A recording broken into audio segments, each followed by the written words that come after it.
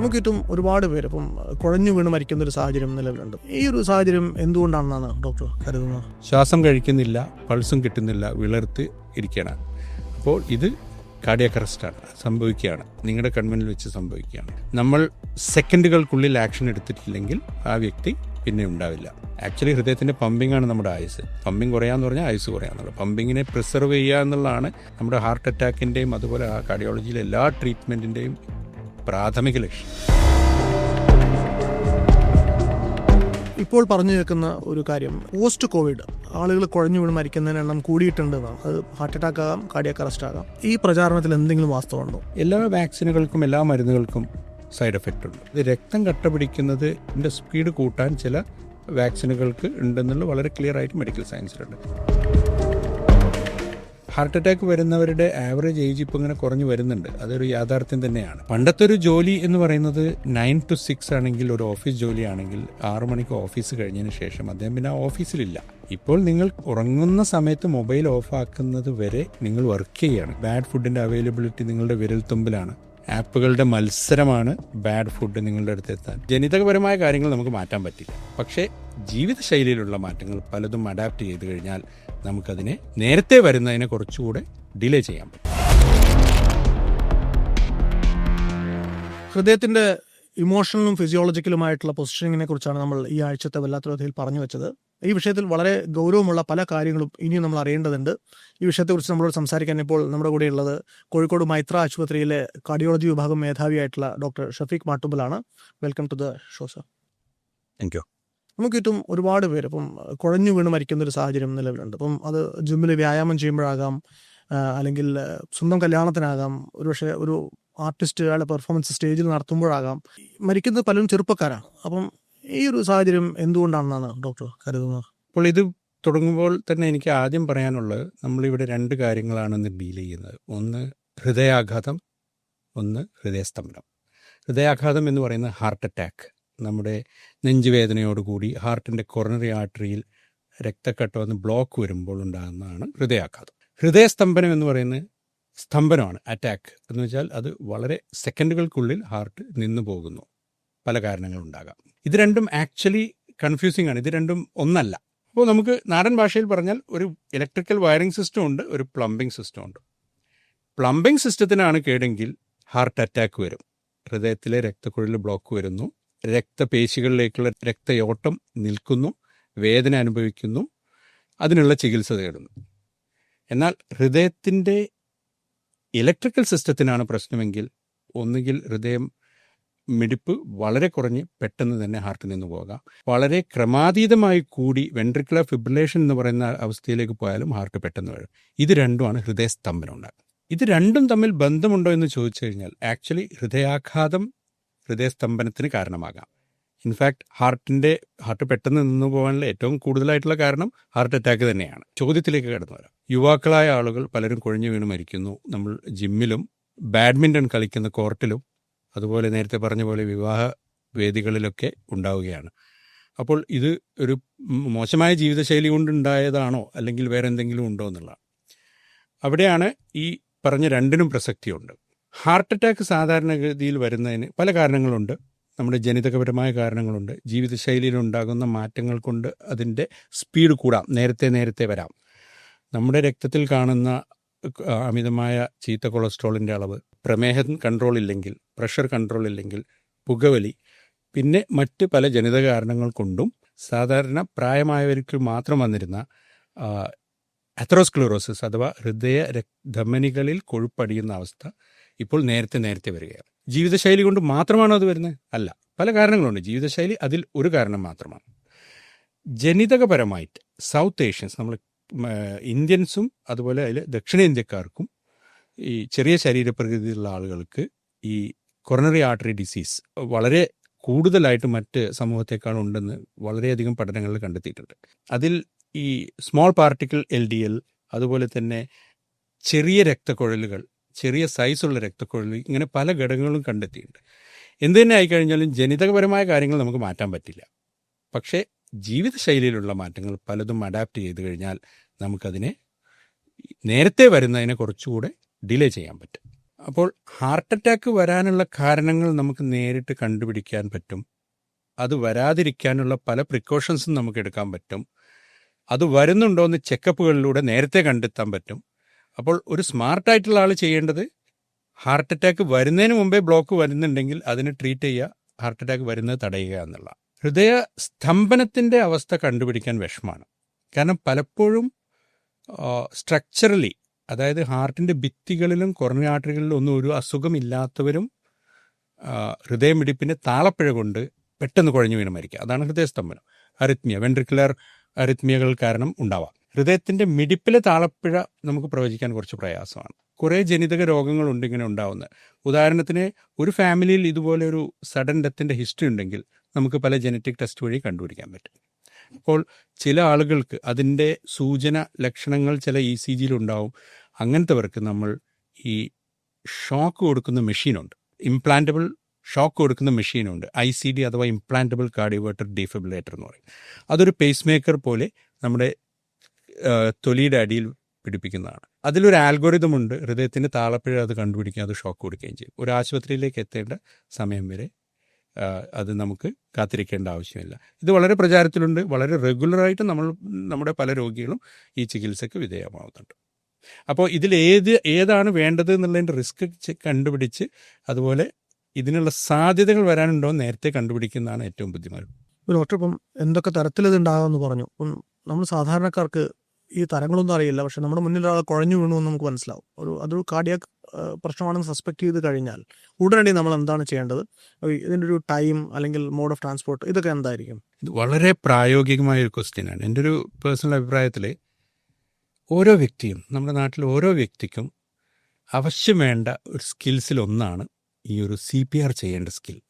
അത് നമ്മൾ യൂട്യൂബ് വീഡിയോകളിലൂടെയോ അല്ലെങ്കിൽ അടുത്ത ആശുപത്രി ഹെൽത്ത് സിസ്റ്റത്തിലൊക്കെ CPR ക്യാമ്പുകളൊക്കെ നടത്താറുണ്ട്. അതൊക്കെ അറ്റൻഡ് ചെയ്ത് എനിക്ക് തോന്നുന്നു ഓരോ വ്യക്തികളും എങ്ങനെ CPR ചെയ്യണമെന്ന് അറിഞ്ഞിരിക്കേണ്ട ആവശ്യമാണ്.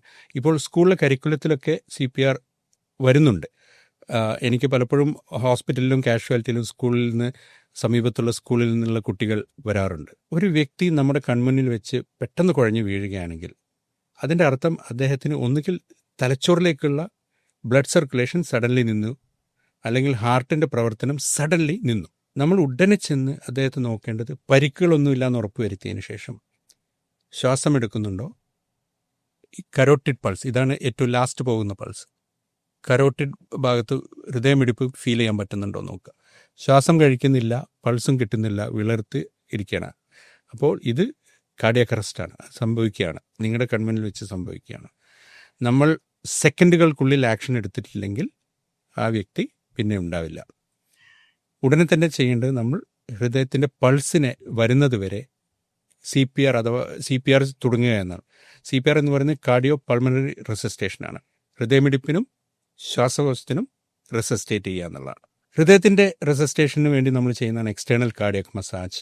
എന്ന് വെച്ചാൽ നമ്മൾ ആക്ച്വലി ചെയ്യുന്നത് ഹൃദയത്തിൻ്റെ പ്രവർത്തനം എന്ന് പറയുന്നത് ലെഫ്റ്റ് വെൻട്രിക്കിൾ പമ്പ് ചെയ്ത് രക്തം ശരീരത്തിൻ്റെ വിവിധ ഭാഗങ്ങളിലേക്ക് അയോട്ടയിലൂടെ അയക്കുക എന്നുള്ളതാണ്. ആ പ്രവർത്തനം നമ്മൾ പുറത്തു നിന്ന് അസിസ്റ്റ് ചെയ്യുകയാണ്. അപ്പോൾ ഇടതുഭാഗത്ത് നെഞ്ചിൻ്റെ കൂടിൽ വാരിയലുകൾക്ക് പുറത്ത് വളരെ ശക്തിയിൽ അമർത്തിയാൽ മാത്രമേ അത് ഹൃദയത്തിൻ്റെ വെൻട്രിക്കിളിനെ മെക്കാനിക്കലി അത് പ്രസ് ചെയ്യുകയും ബ്ലഡ് സർക്കുലേഷൻ റീസ്റ്റാർട്ട് ചെയ്യുകയുള്ളൂ. ഇതിൻ്റെ ഐഡിയ എന്താണ്? ഇദ്ദേഹത്തിന് യഥാർത്ഥ ട്രീറ്റ്മെൻറ്റ് കിട്ടുന്നവരെ, സപ്പോസ് ഷോക്ക് കൊടുത്തിട്ട് മാറ്റേണ്ട മിടിപ്പിലെ മാറ്റമാണെങ്കിൽ അത് എത്തുന്നത് വരെ ബ്രെയിനിലേക്കുള്ള സർക്കുലേഷൻ മെയിൻറ്റെയിൻ ചെയ്യണം. ബ്രെയിൻ എന്ന ടിഷ്യൂ ആക്ച്വലി രക്തമില്ലാതെ 4-5 മിനിറ്റുകൾ മാത്രമേ അത് ജീവനോടെ ഉണ്ടാവുള്ളൂ. കോശങ്ങൾ മരിച്ചു തുടങ്ങും, ഡാമേജ് വരും. അപ്പോൾ നമ്മൾ ഹൈപ്പോക്സിക് ഇഷ്കീമിക് ചേഞ്ചസ് എന്ന് പറയും. അതായത് ബ്രെയിനിൻ്റെ ഓക്സിജൻ ഇല്ലായ്മ പല ഡാമേജുകളും ഉണ്ടാക്കാം. അപ്പോൾ CPRൻ്റെ ആത്യന്തികമായ ലക്ഷ്യം എന്താണെന്ന് വെച്ച് കഴിഞ്ഞാൽ സർക്കുലേഷൻ കൃത്യമായ ചികിത്സ എത്തുന്നവരെ നമ്മൾ മെയിൻറ്റെയിൻ ചെയ്യുക എന്നുള്ളതാണ്. ഇതിന് പാരലലായി തന്നെ ബ്രീത്തിങ്, ചിലപ്പോൾ ചോക്ക് ചെയ്ത് എന്തെങ്കിലും ഫുഡ് ചോക്ക് ചെയ്തുകൊണ്ടാണ്, ശ്വാസനാളത്തിൽ പോയതുകൊണ്ടാവാം, അതൊക്കെ നോക്കണം. മറ്റൊരാളെ വിളിച്ച് ആംബുലൻസ് പെട്ടെന്ന് കൊണ്ടുവരാനുള്ള അറേഞ്ച്മെൻറ്റ് ചെയ്യണം. ഇതൊക്കെയാണ് ഒരു പബ്ലിക് സ്പേസിൽ ഒരു വ്യക്തി ചെയ്യേണ്ട കാര്യം. മറ്റൊന്ന് എല്ലാവരും അറിയേണ്ടത് AED എന്ന മെഷീനാണ്. ഈ ഷോക്ക് കൊടുക്കുന്ന പലപ്പോഴും ചിലപ്പോൾ ഒരു ആശുപത്രി കാഷ്വാലിറ്റിയിൽ ഷോക്ക് കൊടുക്കേണ്ട ഒരു ഫെസിലിറ്റിയിലേക്ക് എത്താൻ ചിലപ്പോൾ കുറച്ച് സമയം എടുത്തെന്ന് വരാം. നിങ്ങൾ ശ്രദ്ധിച്ചിട്ടുണ്ടാവും, പബ്ലിക് പ്ലേസുകളിലൊക്കെ ഇപ്പോൾ AED മെഷീൻസ് അവിടെ ഉണ്ടാവും. AED എല്ലാവർക്കും ഉപയോഗിക്കാം, അതിൽ നിർദ്ദേശങ്ങളുണ്ട്. അത് വെൻട്രിക്കുലർ ഫിബ്രിലേഷൻ, ഞാൻ നേരത്തെ പറഞ്ഞ താളപ്പിഴയ്ക്ക് ഷോക്ക് കൊടുക്കേണ്ട മെഷീനാണ്. അപ്പോൾ റെയിൽവേ സ്റ്റേഷനുകളിലും വലിയ മാളുകളിലൊക്കെ ഇപ്പോൾ AED മെഷീൻസ് ഉണ്ട്. അപ്പോൾ അതിൻ്റെ ട്രെയിനിങ് എടുത്ത് കഴിഞ്ഞാൽ അത് വളരെ സിമ്പിളാണ് പ്രവർത്തിക്കാൻ വേണ്ടിയിട്ട്. എല്ലാവരും അത് അറിഞ്ഞിരിക്കുന്ന ഒരു സ്റ്റേജിലേക്ക് എത്താൻ നമ്മൾ ഇനിയും കുറേ പരിശ്രമം നടത്തേണ്ടതുണ്ട്. ഹാർട്ടുമായിട്ട് ബന്ധപ്പെടുത്തിക്കൊണ്ട് എപ്പോഴും നമ്മൾ പറഞ്ഞു കേൾക്കുന്ന ഒരു വാക്ക് എക്കോ എന്നുള്ളതാണ്. ആൾക്കാർ ഒന്നും അറിയാത്ത ആൾക്കാർ പോലും എക്കോ എടുത്തോ എന്ന് ചോദിക്കുന്നതാണ്. ഈ what is this echocardiogram? Echocardiogram എന്ന് പറയുന്നത് നമ്മുടെ അൾട്രാസൗണ്ട് ടെക്നോളജി ഉപയോഗിച്ച് ഹാർട്ടിനെ പഠിക്കുന്നതാണ്. ഹാർട്ടിൻ്റെ അറകൾ, വാൽവുകൾ, രക്തക്കുഴലുകൾ എന്നിവയുടെ പ്രവർത്തനക്ഷമത, അതുപോലെ തന്നെ അതിലെന്തെങ്കിലും അസുഖമുണ്ടോ എന്ന് കാണുന്നതിന് ഉപയോഗിക്കുന്നതാണ് അൾട്രാസൗണ്ട്. ഇത് വളരെ ബെഡ് സൈഡായിട്ട് വരെ ചെയ്യാവുന്ന, ഇപ്പോൾ വളരെ ഈസി ആയിട്ട് എല്ലാ ആശുപത്രികളിലും അവൈലബിൾ ആയിട്ടുള്ള ടെസ്റ്റാണ്. അപ്പോൾ നമ്മളിതിൽ കാണുന്നത് പ്രധാനമായിട്ടും ഹൃദയത്തിൻ്റെ അറകളുടെ പമ്പിങ് കപ്പാസിറ്റി, ഹൃദയത്തിൻ്റെ വാൽവുകളുടെ ഓപ്പണിങ്ങും ക്ലോസിങ്ങും, അതുപോലെ തന്നെ ഹൃദയത്തിൻ്റെ പ്രധാനപ്പെട്ട രക്തക്കുഴലുകൾ എന്തെങ്കിലും അസുഖം ഉണ്ടോ എന്നുള്ളത്. നമ്മൾ പമ്പിങ് കുറവാണെന്ന് പലരും പറഞ്ഞു കേട്ട് കാണും. ഇതാണ് ഹാർട്ടിൻ്റെ അറ്റാക്ക് വരുമ്പോൾ, ഈ ലെഫ്റ്റ് വെൻട്രിക്കിളിൻ്റെ മസിലിന് ക്ഷതം വരുമ്പോൾ പമ്പിങ് കുറയും 45%, 30%. അതിൻ്റെ അർത്ഥം അത് പമ്പിങ് കാര്യക്ഷമത കുറയുകയാണ്. ആക്ച്വലി ഹൃദയത്തിൻ്റെ പമ്പിംഗ് ആണ് നമ്മുടെ ആയുസ്. പമ്പിങ് കുറയാന്ന് പറഞ്ഞാൽ ആയുസ് കുറയാന്നുള്ളത്. പമ്പിങ്ങിനെ പ്രിസർവ് ചെയ്യുക എന്നുള്ളതാണ് നമ്മുടെ ഹാർട്ട് അറ്റാക്കിൻ്റെയും അതുപോലെ ആ കാർഡിയോളജിയിലെ എല്ലാ ട്രീറ്റ്മെൻറ്റിൻ്റെയും പ്രാഥമിക ലക്ഷ്യം. അപ്പോൾ പമ്പിങ് കുറയാതിരിക്കാൻ ഈ സമയത്തിൽ തന്നെ നെഞ്ചുവേദനയ്ക്കുള്ള ട്രീറ്റ്മെൻറ്റ് എടുക്കുക. അതുപോലെ തന്നെ ഹാർട്ട് അറ്റാക്കിന് നമ്മൾ ഗോൾഡൻ അവർ എന്നൊക്കെ പറയുന്നില്ല, എത്രയും പെട്ടെന്ന് എത്തിയിട്ട് ആ ബ്ലോക്ക് നമ്മൾ എത്രയും നേരത്തെ എത്തുന്നോ അത്രയും ഹൃദയ വെൻട്രിക്കിളിലെ കോശങ്ങളെ സാൽവേജ് ചെയ്യാൻ പറ്റും, രക്ഷിക്കാൻ പറ്റുന്നതാണ്. അത് പമ്പിങ് നിലനിർത്താൻ സഹായിക്കും. ECG കണ്ടുപിടിക്കുന്നുണ്ടോ എക്കോ പമ്പിങ് കപ്പാസിറ്റി? ECG എന്താ കണ്ടുപിടിക്കുന്നത്? ECG ആണ് നമ്മുടെ ഹാർട്ടിൻ്റെ ഇലക്ട്രിക്കൽ ആക്ടിവിറ്റീൻ്റെ ഒരു റിഫ്ലക്ഷനാണ്, അതിൻ്റെ ഒരു ഫോട്ടോഗ്രാഫാണ് ECG. അതിൽ ഹൃദയത്തിലെ ആ ഇലക്ട്രിക്കൽ പ്രവർത്തനത്തിന് താളപ്പിഴയൊക്കെ നമുക്ക് കണ്ടുപിടിക്കാൻ പറ്റും. അതിൽ നെഞ്ചുവേദന വരുമ്പോൾ ഇത് ഹാർട്ട് അറ്റാക്ക് കാരണമാണോ, അതോ ഹാർട്ടിൻ്റെ കവറിങ്ങിൽ നീരിറങ്ങിയതാണോ, അതുപോലെ തന്നെ ഹൃദയത്തിൽ തലകറക്കമുള്ള ആളുകൾക്ക് ഇത് മിടിപ്പ് കുറഞ്ഞതുകൊണ്ടാണോ ഇത് വരുന്നത്. ഹൃദയത്തിൻ്റെ മിടിപ്പ് രോഗങ്ങളുണ്ട്. ചിലപ്പോൾ നിങ്ങൾ വെറുതെ ഇരിക്കുകയാണ്, പെട്ടെന്ന് ഹാർട്ടിൽ ഫാസ്റ്റായിട്ട് ഇവിടെ എന്തോ അടിക്കുന്ന പോലെ തോന്നുന്നു, കുറച്ച് സമയം കഴിഞ്ഞ് നിൽക്കുന്ന പാൽപിറ്റേഷൻ സിൻഡ്രോംസ് ഉണ്ട്, അങ്ങനെ കുറേ. അതിൻ്റെയൊക്കെ ഡയഗ്നോസിസ് നമുക്ക് കണ്ടുപിടിക്കാൻ പറ്റും. ECGക്ക് ഹാർട്ടിൻ്റെ അല്ലാത്ത തന്നെ പല അസുഖങ്ങളും കണ്ടുപിടിക്കാനുള്ള ഇതുണ്ട്. ബ്ലഡിൽ പൊട്ടാഷ്യത്തിൻ്റെ അളവ് കുറയുകയാണെങ്കിൽ നമ്മൾ ECG ആണ് ആദ്യമായിട്ട് നോക്കുക, കാരണം അത് ഏറ്റവും ഫാസ്റ്റായിട്ട് ചെയ്യാൻ പറ്റിയൊരു ഇൻവെസ്റ്റിഗേഷൻ. പലർക്കുള്ളൊരു ആശങ്കയെക്കുറിച്ചാണ് അടുത്ത ഒരു ചോദ്യം. ഇപ്പം എൻ്റെ അച്ഛനോ അമ്മയ്ക്കോ അല്ലെങ്കിൽ അവരുടെയൊക്കെ അച്ഛനോ അമ്മയ്ക്കോ ഒക്കെ കാർഡിയക് പ്രശ്നം ഉണ്ടായിട്ടുണ്ടെങ്കിൽ, അവർ ഹാർട്ട് അറ്റാക്ക് വന്നാണ് മരിച്ചതെങ്കിൽ, എനിക്കതുണ്ടാകാനുള്ള സാധ്യത കൂടുതലാണോ?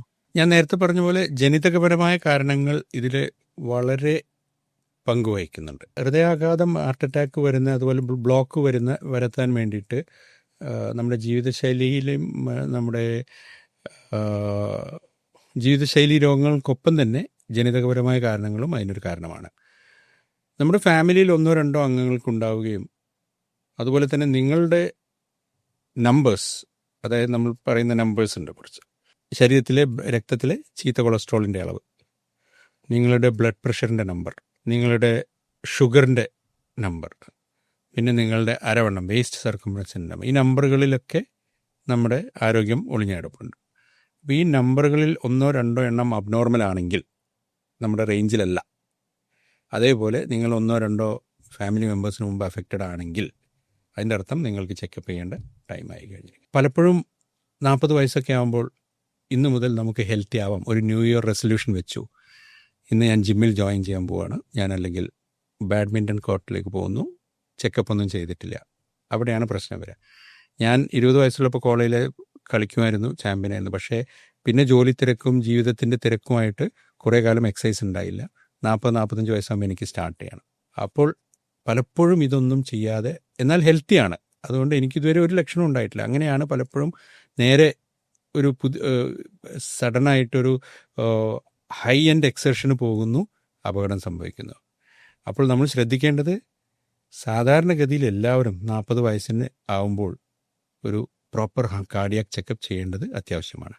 അത് തന്നെ നമ്മുടെ എക്സ്പീരിയൻസിൽ നമ്മുടെ നാട്ടിൽ നിങ്ങൾക്ക് പ്രത്യേകിച്ചും കുടുംബത്തിൽ ആർക്കെങ്കിലും അഫക്റ്റഡ് ആണെങ്കിൽ അത് നേരത്തെ തന്നെ നോക്കുന്നതാണ് നല്ലത്. ഒരു കാർഡിയാക് അറസ്റ്റ് അല്ലെങ്കിൽ കാർഡിയാക് ബ്ലോക്ക് വരാൻ സാധ്യത ഉണ്ടോ എന്ന് മനസ്സിലാക്കാൻ വേണ്ടി നമുക്ക് മുൻകൂട്ടി ചെയ്യാൻ പറ്റുന്ന ചെക്കപ്പുകൾ എന്തൊക്കെയാണ്? ഞാൻ നേരത്തെ പറഞ്ഞ പോലെ നമ്മുടെ എല്ലാവരും അവനവൻ്റെ നമ്പറുകൾ അറിഞ്ഞിരിക്കണം. ഈ കുറച്ച് നമ്പറുകൾ, കൊളസ്ട്രോളിൻ്റെ, ബ്ലഡ് പ്രഷറിൻ്റെ അളവ്, പിന്നെ അതുപോലെ തന്നെ ഷുഗറിൻ്റെ അളവ്, നമ്മുടെ അരവണ്ണം, പിന്നെ ബാഡ് ശീലങ്ങളൊക്കെ ഒഴിവാക്കുക. അതാണ് ഫസ്റ്റ് ചെയ്യാനുള്ളത്. സെക്കൻഡ്, ഈ ബ്ലഡ് ടെസ്റ്റ് ചെയ്തതിന് ശേഷം ഹാർട്ടിൻ്റെ ബ്ലോക്ക് വരാൻ ഉള്ള സാധ്യത കണ്ടുപിടിക്കുന്നതിനാണ് ട്രെഡ്മിൽ ടെസ്റ്റാണ് അതിൻ്റെ ഏറ്റവും ബേസിക് സ്ക്രീനിങ്. എക്കോ ടെസ്റ്റ് ഇതുവരെ എന്തെങ്കിലും സംഭവിച്ചിട്ടുണ്ടോ എന്ന് അറിയാൻ ഹെൽപ്പ് ചെയ്യും. സാധാരണഗതിക്ക് നമ്മുടെ ചുറ്റുമുള്ള ആരെങ്കിലും ഒരാൾ കുഴഞ്ഞു വീണാൽ അല്ലെങ്കിൽ നെഞ്ചുവേദന ഉണ്ടായിക്കഴിഞ്ഞാൽ നമ്മൾ ഒരു ആശുപത്രി കൊണ്ടുപോയാൽ ഉണ്ടാകുന്ന ഒരു പ്രൊസീജിയർ, ഡോക്ടർ വരുന്നു, പരിശോധിക്കുന്നു, ECG നോക്കുന്നു, പ്രശ്നമുണ്ടെന്ന് പറയുന്നു, എക്കോ എടുക്കുന്നു, പ്രശ്നമുണ്ടെന്ന് പറയുന്നു, ആൻജിയോഗ്രാം എടുക്കുന്നു, ബ്ലോക്ക് ഉണ്ടെന്ന് കണ്ടുപിടിക്കുന്നു, ബന്ധുക്കളെ ഒന്ന് കാണുന്നു, ഇത്ര ശതമാനം ബ്ലോക്ക് ഉണ്ട്, ഉടനെ ആൻജിയോപ്ലാസ്റ്റി ചെയ്തില്ലെങ്കിൽ പ്രശ്നമാണ് എന്ന് പറയുന്നു, ഉടനെ ആൻജിയോപ്ലാസ്റ്റി ചെയ്യുന്നു, within a couple of days തിരിച്ചു പോകുന്നു. ഇത് എപ്പോഴാണ് ഒരു ഡിസിഷൻ എടുക്കുന്നത്, whether to do an angioplasty or to change your diet and have more medicine? വളരെ റെലവൻ്റ് ആയിട്ടുള്ള ക്വസ്റ്റ്യൻ ആണ്. അവിടെയാണ് നമ്മൾ സ്റ്റേബിൾ കൊറോണറി ആർട്ടറി ഡിസീസും അൺസ്റ്റേബിൾ കൊറോണറി ആർട്ടറി ഡിസീസും തമ്മിലുള്ള ഒരു വ്യത്യാസം പറയേണ്ടത്. അതായത് സ്റ്റേബിൾ ആയിട്ടുള്ള കൊറോണറി ആർട്ടറി ഡിസീസ് ഉണ്ട്. അതായത് അതിൻ്റെ ആദ്യ ലക്ഷണം എങ്ങനെയായിരിക്കും? ഇതുവരെ കുഴപ്പമൊന്നുമില്ല, അത്യാവശ്യം എന്നും അരമണിക്കൂർ നടക്കുന്നു. ഇപ്പോൾ സാധാരണ അന്ന് നടക്കാൻ പറ്റുന്ന അത്ര ഇപ്പോൾ നടക്കാൻ പറ്റുന്നില്ല. ആ ഡിസ്റ്റൻസ് എത്തുമ്പോഴേക്കും എനിക്ക് ചെറിയൊരു വേദനയുണ്ട്. പക്ഷെ ഞാനൊരു 2 മിനിറ്റ് നിൽക്കും, ആ വേദന മാറും, ഞാൻ പിന്നെയും നടക്കും.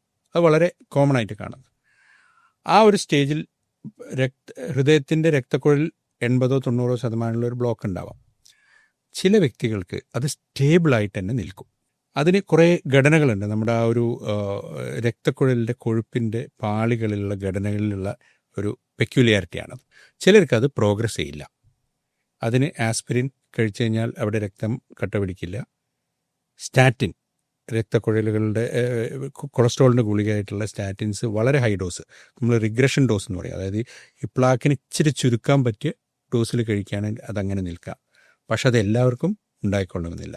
ചിലർക്ക് അത് സ്റ്റേബിളിൽ നിന്ന് അൺസ്റ്റേബിളിലേക്ക് പോകാൻ ചിലപ്പോൾ സെക്കൻഡ്സ് മതി. അത് ഓരോ വ്യക്തിക്കും അത് ഓരോ പോലെയാണ്. ആർക്കാണിത് വ്യക്തമായിട്ട് ഉണ്ടാവാന്ന് സ്റ്റേബിൾ ആയിട്ടുള്ള ഒരു പേഷ്യൻറ്റ് പ്രവചിക്കാൻ ബുദ്ധിമുട്ടാണ്. എന്നാൽ ഇത് തമ്മിലുള്ള 2 വ്യത്യാസം എന്താണെന്ന് വെച്ച് കഴിഞ്ഞാൽ, അൺസ്റ്റേബിൾ ആണെങ്കിൽ ആ 90% ബ്ലോക്ക് ഒരു മരണകാരണമാവാൻ ഭയങ്കര സാധ്യതയുണ്ട്. അത് ആൻജിയോപ്ലാസ്റ്റി വഴിയോ ബൈപ്പാസ് വഴിയോ അതിനെ ചികിത്സിക്കുക എന്നുള്ളത് വളരെ ഇമ്പോർട്ടൻ്റ് ആണ്. എന്നാൽ സ്റ്റേബിൾ കൊറോണറി ആർട്ടറി ഡിസീസ് ആണെങ്കിൽ പല പഠനങ്ങളും സൂചിപ്പിക്കുന്നത് അതിന് ആൻജിയോപ്ലാസ്റ്റി നിർബന്ധമില്ല. ലക്ഷണങ്ങൾ ഇമ്പ്രൂവ് ചെയ്യാൻ വേണ്ടി മാത്രമാണ് നമ്മൾ ആൻജിയോപ്ലാസ്റ്റി ചെയ്യുക, സ്റ്റേബിൾ ആയിട്ടുള്ള. അപ്പോൾ ഈ സ്റ്റേബിൾ കൊറോണറി ആർട്ടറി ഡിസീസ് ആണോ അൺസ്റ്റേബിൾ കൊറോണറി ആർട്ടറി ഡിസീസ് ആണോ, കാരണം ബ്ലോക്ക് എന്ന് പറഞ്ഞാൽ പല രീതിയിൽ വരാം. അപ്പോൾ ഉദാഹരണത്തിന് 100% ബ്ലോക്ക് ഞങ്ങൾ എപ്പോഴും കാണുന്നതാണ്. പൂർണ്ണമായിട്ട് അടഞ്ഞു കഴിഞ്ഞു, ഇനി അതിൽ മുന്നോട്ട് രക്തോട്ടം പോകുന്നില്ല, പക്ഷേ ആൾക്കൊരു കുഴപ്പമില്ല. അതിൻ്റെ അർത്ഥം എന്താ? അദ്ദേഹത്തിന് നാച്ചുറലായിട്ട് വേറെന്തോ മെക്കാനിസം വന്നിട്ടുണ്ട്. മറ്റ് രക്തക്കുഴലിൽ നിന്ന് പുതിയ കൊളാറ്ററൽസ് വഴി ഇങ്ങോട്ട് രക്തം ഓൾറെഡി വരുന്നുണ്ട്. അപ്പോൾ 100% രക്തക്കുഴലുകൾ ഉള്ള ബ്ലോക്കുകൾക്ക് ഞങ്ങൾ ആൻജിയോപ്ലാസ്റ്റി ചെയ്യാറില്ല. ലക്ഷണങ്ങളുള്ളവർക്കോ ഹാർട്ടിൻ്റെ പമ്പിങ്ങിനെ ബാധിക്കുന്നവർക്കോ മാത്രമേ അത് ആൻജിയോപ്ലാസ്റ്റി ചെയ്യാൻ നിർബന്ധമുള്ളൂ. അപ്പോൾ ഓരോ വ്യക്തിയും അത് ഇൻഡിവിജ്വലൈസ്ഡ് ആണ്, ഓരോ രോഗിക്കും ഓരോ കാരണമായിരിക്കും. ഈ ആൻജിയോപ്ലാസ്റ്റി പോലുള്ള ചികിത്സാ രീതികൾ കൊണ്ട് നമ്മുടെ ജീവിതശൈലി വളരെ മോശമാവുകയോ അല്ലെങ്കിൽ മരുന്നിനെ നമ്മൾ വല്ലാതെ ഡിപ്പെൻഡൻ്റ് ആവുകയോ അങ്ങനെയൊക്കെ ചെയ്യുന്നുള്ള പേടി പലർക്കാണ്. അത് ശരിയാണോ? ഇൻഫാക്ട് ആൻജിയോഗ്രാം ചെയ്ത് ബ്ലോക്ക് കണ്ടുപിടിച്ച് ആൻജിയോപ്ലാസ്റ്റി ചെയ്ത് കഴിഞ്ഞാൽ പിന്നെ രക്തം തിന്ന ചെയ്യാനുള്ളതും അതുപോലെ തന്നെ ഈ സ്റ്റാറ്റിൻ ഈ മരുന്നുകളെ ഉണ്ടാവുള്ളൂ. പക്ഷേ നമ്മളത് ആൻജിയോപ്ലാസ്റ്റി ചെയ്യാതെ മാറ്റിയില്ലെങ്കിൽ വേദനയ്ക്കുള്ളതും കൊളാറ്ററലുള്ള മരുന്നുകൾ കൂടുകയാണ് ചെയ്യുക ആക്ച്വലി. പിന്നെ ഒരു പ്രാവശ്യം നമ്മുടെ രക്തക്കുഴലിൽ ഒരു ബ്ലോക്ക് കണ്ടു കഴിഞ്ഞാൽ ആസ്പിരിൻ പോലത്തെ രക്തം കട്ട പിടിക്കാതിരിക്കാനുള്ള ഗുളികകൾ ലൈഫ് ലോങ് കഴിക്കണം. അതിന് കാരണം എന്താണെന്ന് വെച്ച് കഴിഞ്ഞാൽ നമ്മുടെ മരണകാരണമാവുന്ന അസുഖം എപ്പോഴും രക്തക്കുഴലിനാണ്. ഹാർട്ടിൻ്റെ അസുഖം ഹാർട്ടിൻ്റെ രക്തക്കുഴലിനാണ്. അതുപോലെ സെയിം ബോഡിയിലെ ഏത് രക്തക്കുഴലും അത് വരാം. ബ്രെയിനിൻ്റെ രക്തക്കുഴലിൽ വരാം, കിഡ്നിയുടെ കാലിലെ രക്തക്കുഴലുകൾക്ക് വരാം. ഇതിനൊക്കെ ഈ അതെറോസ്ക്ലെറോസിസ് എന്ന് പറഞ്ഞാൽ അസുഖം ബാധിക്കും. ചിലർക്ക് കാലിൽ മാത്രമായിരിക്കും കൂടുതൽ. ചിലപ്പോൾ വിരലുകളുടെ അറ്റത്ത് കറുത്ത കളർ വരുന്നു, വിരലുകൾ നഷ്ടപ്പെടുന്നു.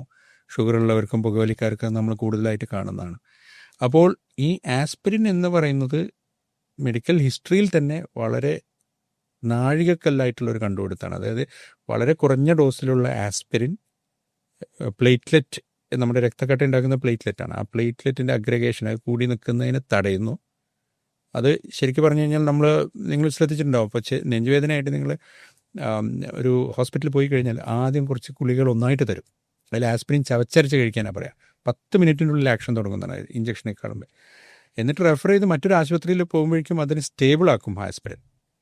അത്രയ്ക്കും ഗുണങ്ങൾ ആസ്പിരിൻ ഉള്ളതുകൊണ്ടാണ് ഇത് ഗവൺമെൻറ്റിൻ്റെ വില നിയന്ത്രണത്തിൽ വരുന്നൊരു ഗുളിക. ഏത് പാവപ്പെട്ടവനും ആസ്പിരിൻ എപ്പോഴും അഫോർഡ് ചെയ്യാൻ പറ്റണം. ഈ അടുത്തായിട്ട് പ്രചരിച്ചുകൊണ്ടിരിക്കുന്ന ഒരു ആശങ്കയെക്കുറിച്ചുകൂടി നമുക്ക് ചോദിച്ചു പോകാം. ഇപ്പോൾ പറഞ്ഞു കേൾക്കുന്ന ഒരു കാര്യം, ഈ പോസ്റ്റ് കോവിഡ് ആളുകൾ കുഴഞ്ഞു വീണ് മരിക്കുന്നതിന് എണ്ണം കൂടിയിട്ടുണ്ടെന്നാണ്. അത് ഹാർട്ട് അറ്റാക്ക് ആകാം, കാർഡിയാക് അറസ്റ്റ് ആകാം. അതിനെ കോവിഡ് വാക്സിനുമായിട്ടാണ് പലപ്പോഴും ആളുകൾ ബന്ധിപ്പിച്ച് പറയുന്നത്. ഈ പ്രചാരണത്തിൽ എന്തെങ്കിലും വാസ്തവമുണ്ടോ? ഞങ്ങൾക്ക് OPD-യിൽ എല്ലാ ദിവസവും പലപ്പോഴും കേൾക്കേണ്ടി വരുന്നൊരു ക്വസ്റ്റ്യനാണിത്. കോവിഡുമായോ കോവിഡ് വാക്സിനുമായിട്ടോ ഇതിനെന്താണ് ബന്ധമുള്ളത്? എല്ലാ വാക്സിനുകൾക്കും എല്ലാ മരുന്നുകൾക്കും സൈഡ് എഫക്റ്റ് ഉണ്ട്. കോവിഡ് വാക്സിൻ ആക്ച്വലി പല കാൻഡിഡേറ്റ്സ് ഉണ്ടായിരുന്നല്ലോ. mRNA വാക്സിൻ ഉണ്ടായിരുന്നു US. നമ്മളിവിടെ മറ്റ് ടെക്നോളജിയിലുള്ള വാക്സിനുകളുണ്ടായിരുന്നു.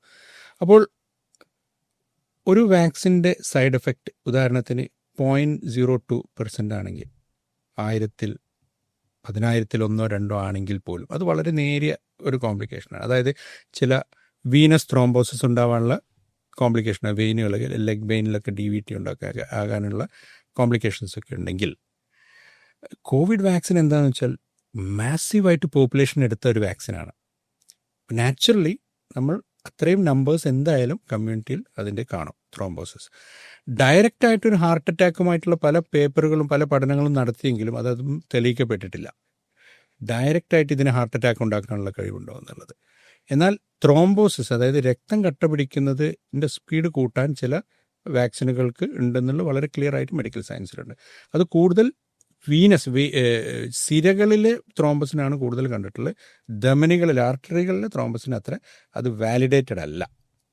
അപ്പോൾ അത് പൂർണ്ണമായിട്ട് ഇപ്പോഴും അത് റിലേറ്റഡ് ആണെന്ന് പറയാൻ പറ്റില്ല. ചെറുപ്പക്കാർക്ക് ഹാർട്ട് അറ്റാക്സ് കൂടാനായിട്ട് എന്തെങ്കിലും കാരണം ഡോക്ടർക്ക് തോന്നുന്നുണ്ടോ? അത് മുതിർന്നവരിൽ ഹാർട്ട് അറ്റാക്സ് വരുന്നതും ചെറുപ്പക്കാരിൽ ഹാർട്ട് അറ്റാക്സ് വരുന്നതും എന്തെങ്കിലും വ്യത്യാസമുണ്ടോ? ഹാർട്ട് അറ്റാക്ക് വരുന്നവരുടെ ആവറേജ് ഏജ് ഇപ്പോൾ ഇങ്ങനെ കുറഞ്ഞു വരുന്നുണ്ട്. അതൊരു യാഥാർത്ഥ്യം തന്നെയാണ്. പല കാരണങ്ങളുണ്ടെന്ന് നമുക്ക് തന്നെ അറിയാം. നമ്മുടെ മുന്നിൽ തന്നെയുണ്ട് ജീവിതശൈലിയിൽ കഴിഞ്ഞ 10 വർഷം കൊണ്ടുണ്ടായ മാറ്റം. അതിൽ ഞാൻ പലപ്പോഴും ഒബ്സർവ് ചെയ്തൊരു കാര്യം എന്താണെന്ന് വെച്ച് കഴിഞ്ഞാൽ, ജീവിതത്തിലെ സ്ട്രെസ്സിൻ്റെ ലെവൽ ഭയങ്കരമായിട്ട് മാറിയിട്ടുണ്ട്. അത് എല്ലാ തുറകളിലും എല്ലാ ലെവലിലുള്ള ആളുകൾക്കും ഉണ്ട്. സെയിൽസിൻ്റെ സ്ട്രെസ്, ഈ മൊബൈലിൻ്റെ സ്ട്രെസ്. പണ്ടത്തെ ഒരു ജോലി എന്ന് പറയുന്നത് 9 to 6 ആണെങ്കിൽ, ഒരു ഓഫീസ് ജോലിയാണെങ്കിൽ 6 മണിക്ക് ഓഫീസ് കഴിഞ്ഞതിന് ശേഷം അദ്ദേഹം പിന്നെ ആ ഓഫീസിലില്ല. ഇപ്പോൾ നിങ്ങൾ ഉറങ്ങുന്ന സമയത്ത് മൊബൈൽ ഓഫാക്കുന്നത് വരെ നിങ്ങൾ വർക്ക് ചെയ്യുകയാണ്. കാരണം മൊബൈലിലൂടെ നിങ്ങൾ കണ്ടിന്യൂസ്ലി ഇൻസ്ട്രക്ഷൻ കൊടുക്കുന്നു, വരുന്നു, ജോലി ഏറ്റെടുക്കുന്നു, ഓൺലൈനിലൂടെ ചെയ്യുന്നു, വർക്ക് ഫ്രം ഹോം. സോ മനസ്സിൻ്റെ സ്ട്രെസ്സ് ഭയങ്കര കൂടുതലാണ്. ടാർഗറ്റുകളുടെ ബേസ് ചെയ്തിട്ടുള്ള സ്ട്രെസ്സ് ഭയങ്കര കൂടുതലാണ്. റിലേഷൻഷിപ്സിലെ സ്ട്രെസ്സ് വളരെ കൂടുതലാണ്. സബ്സ്റ്റൻസ് അബ്യൂസ് ഉണ്ട്, അത് നമുക്ക് ഇല്ലയെന്ന് പറയാൻ പറ്റില്ല. അതിൻ്റെ ബാഡ് ഹെൽത്ത് എഫക്റ്റുകളുണ്ട്. സബ്സ്റ്റൻസ് അബ്യൂസും അതുപോലെ തന്നെ ഈ ജീവിതശൈലിയിൽ സ്ട്രെസ്സൊക്കെ ഉണ്ടാകുമ്പോൾ ബാഡ് ഫുഡ് ഹാബിറ്റ്സും അതിൽ കൂടുകയാണ്. ഫുഡിൻ്റെ അവൈലബിലിറ്റി, ബാഡ് ഫുഡിൻ്റെ അവൈലബിലിറ്റി നിങ്ങളുടെ വിരൽത്തുമ്പിലാണ്. ആപ്പുകളുടെ മത്സരമാണ് ബാഡ് ഫുഡ് നിങ്ങളുടെ അടുത്തെത്താൻ.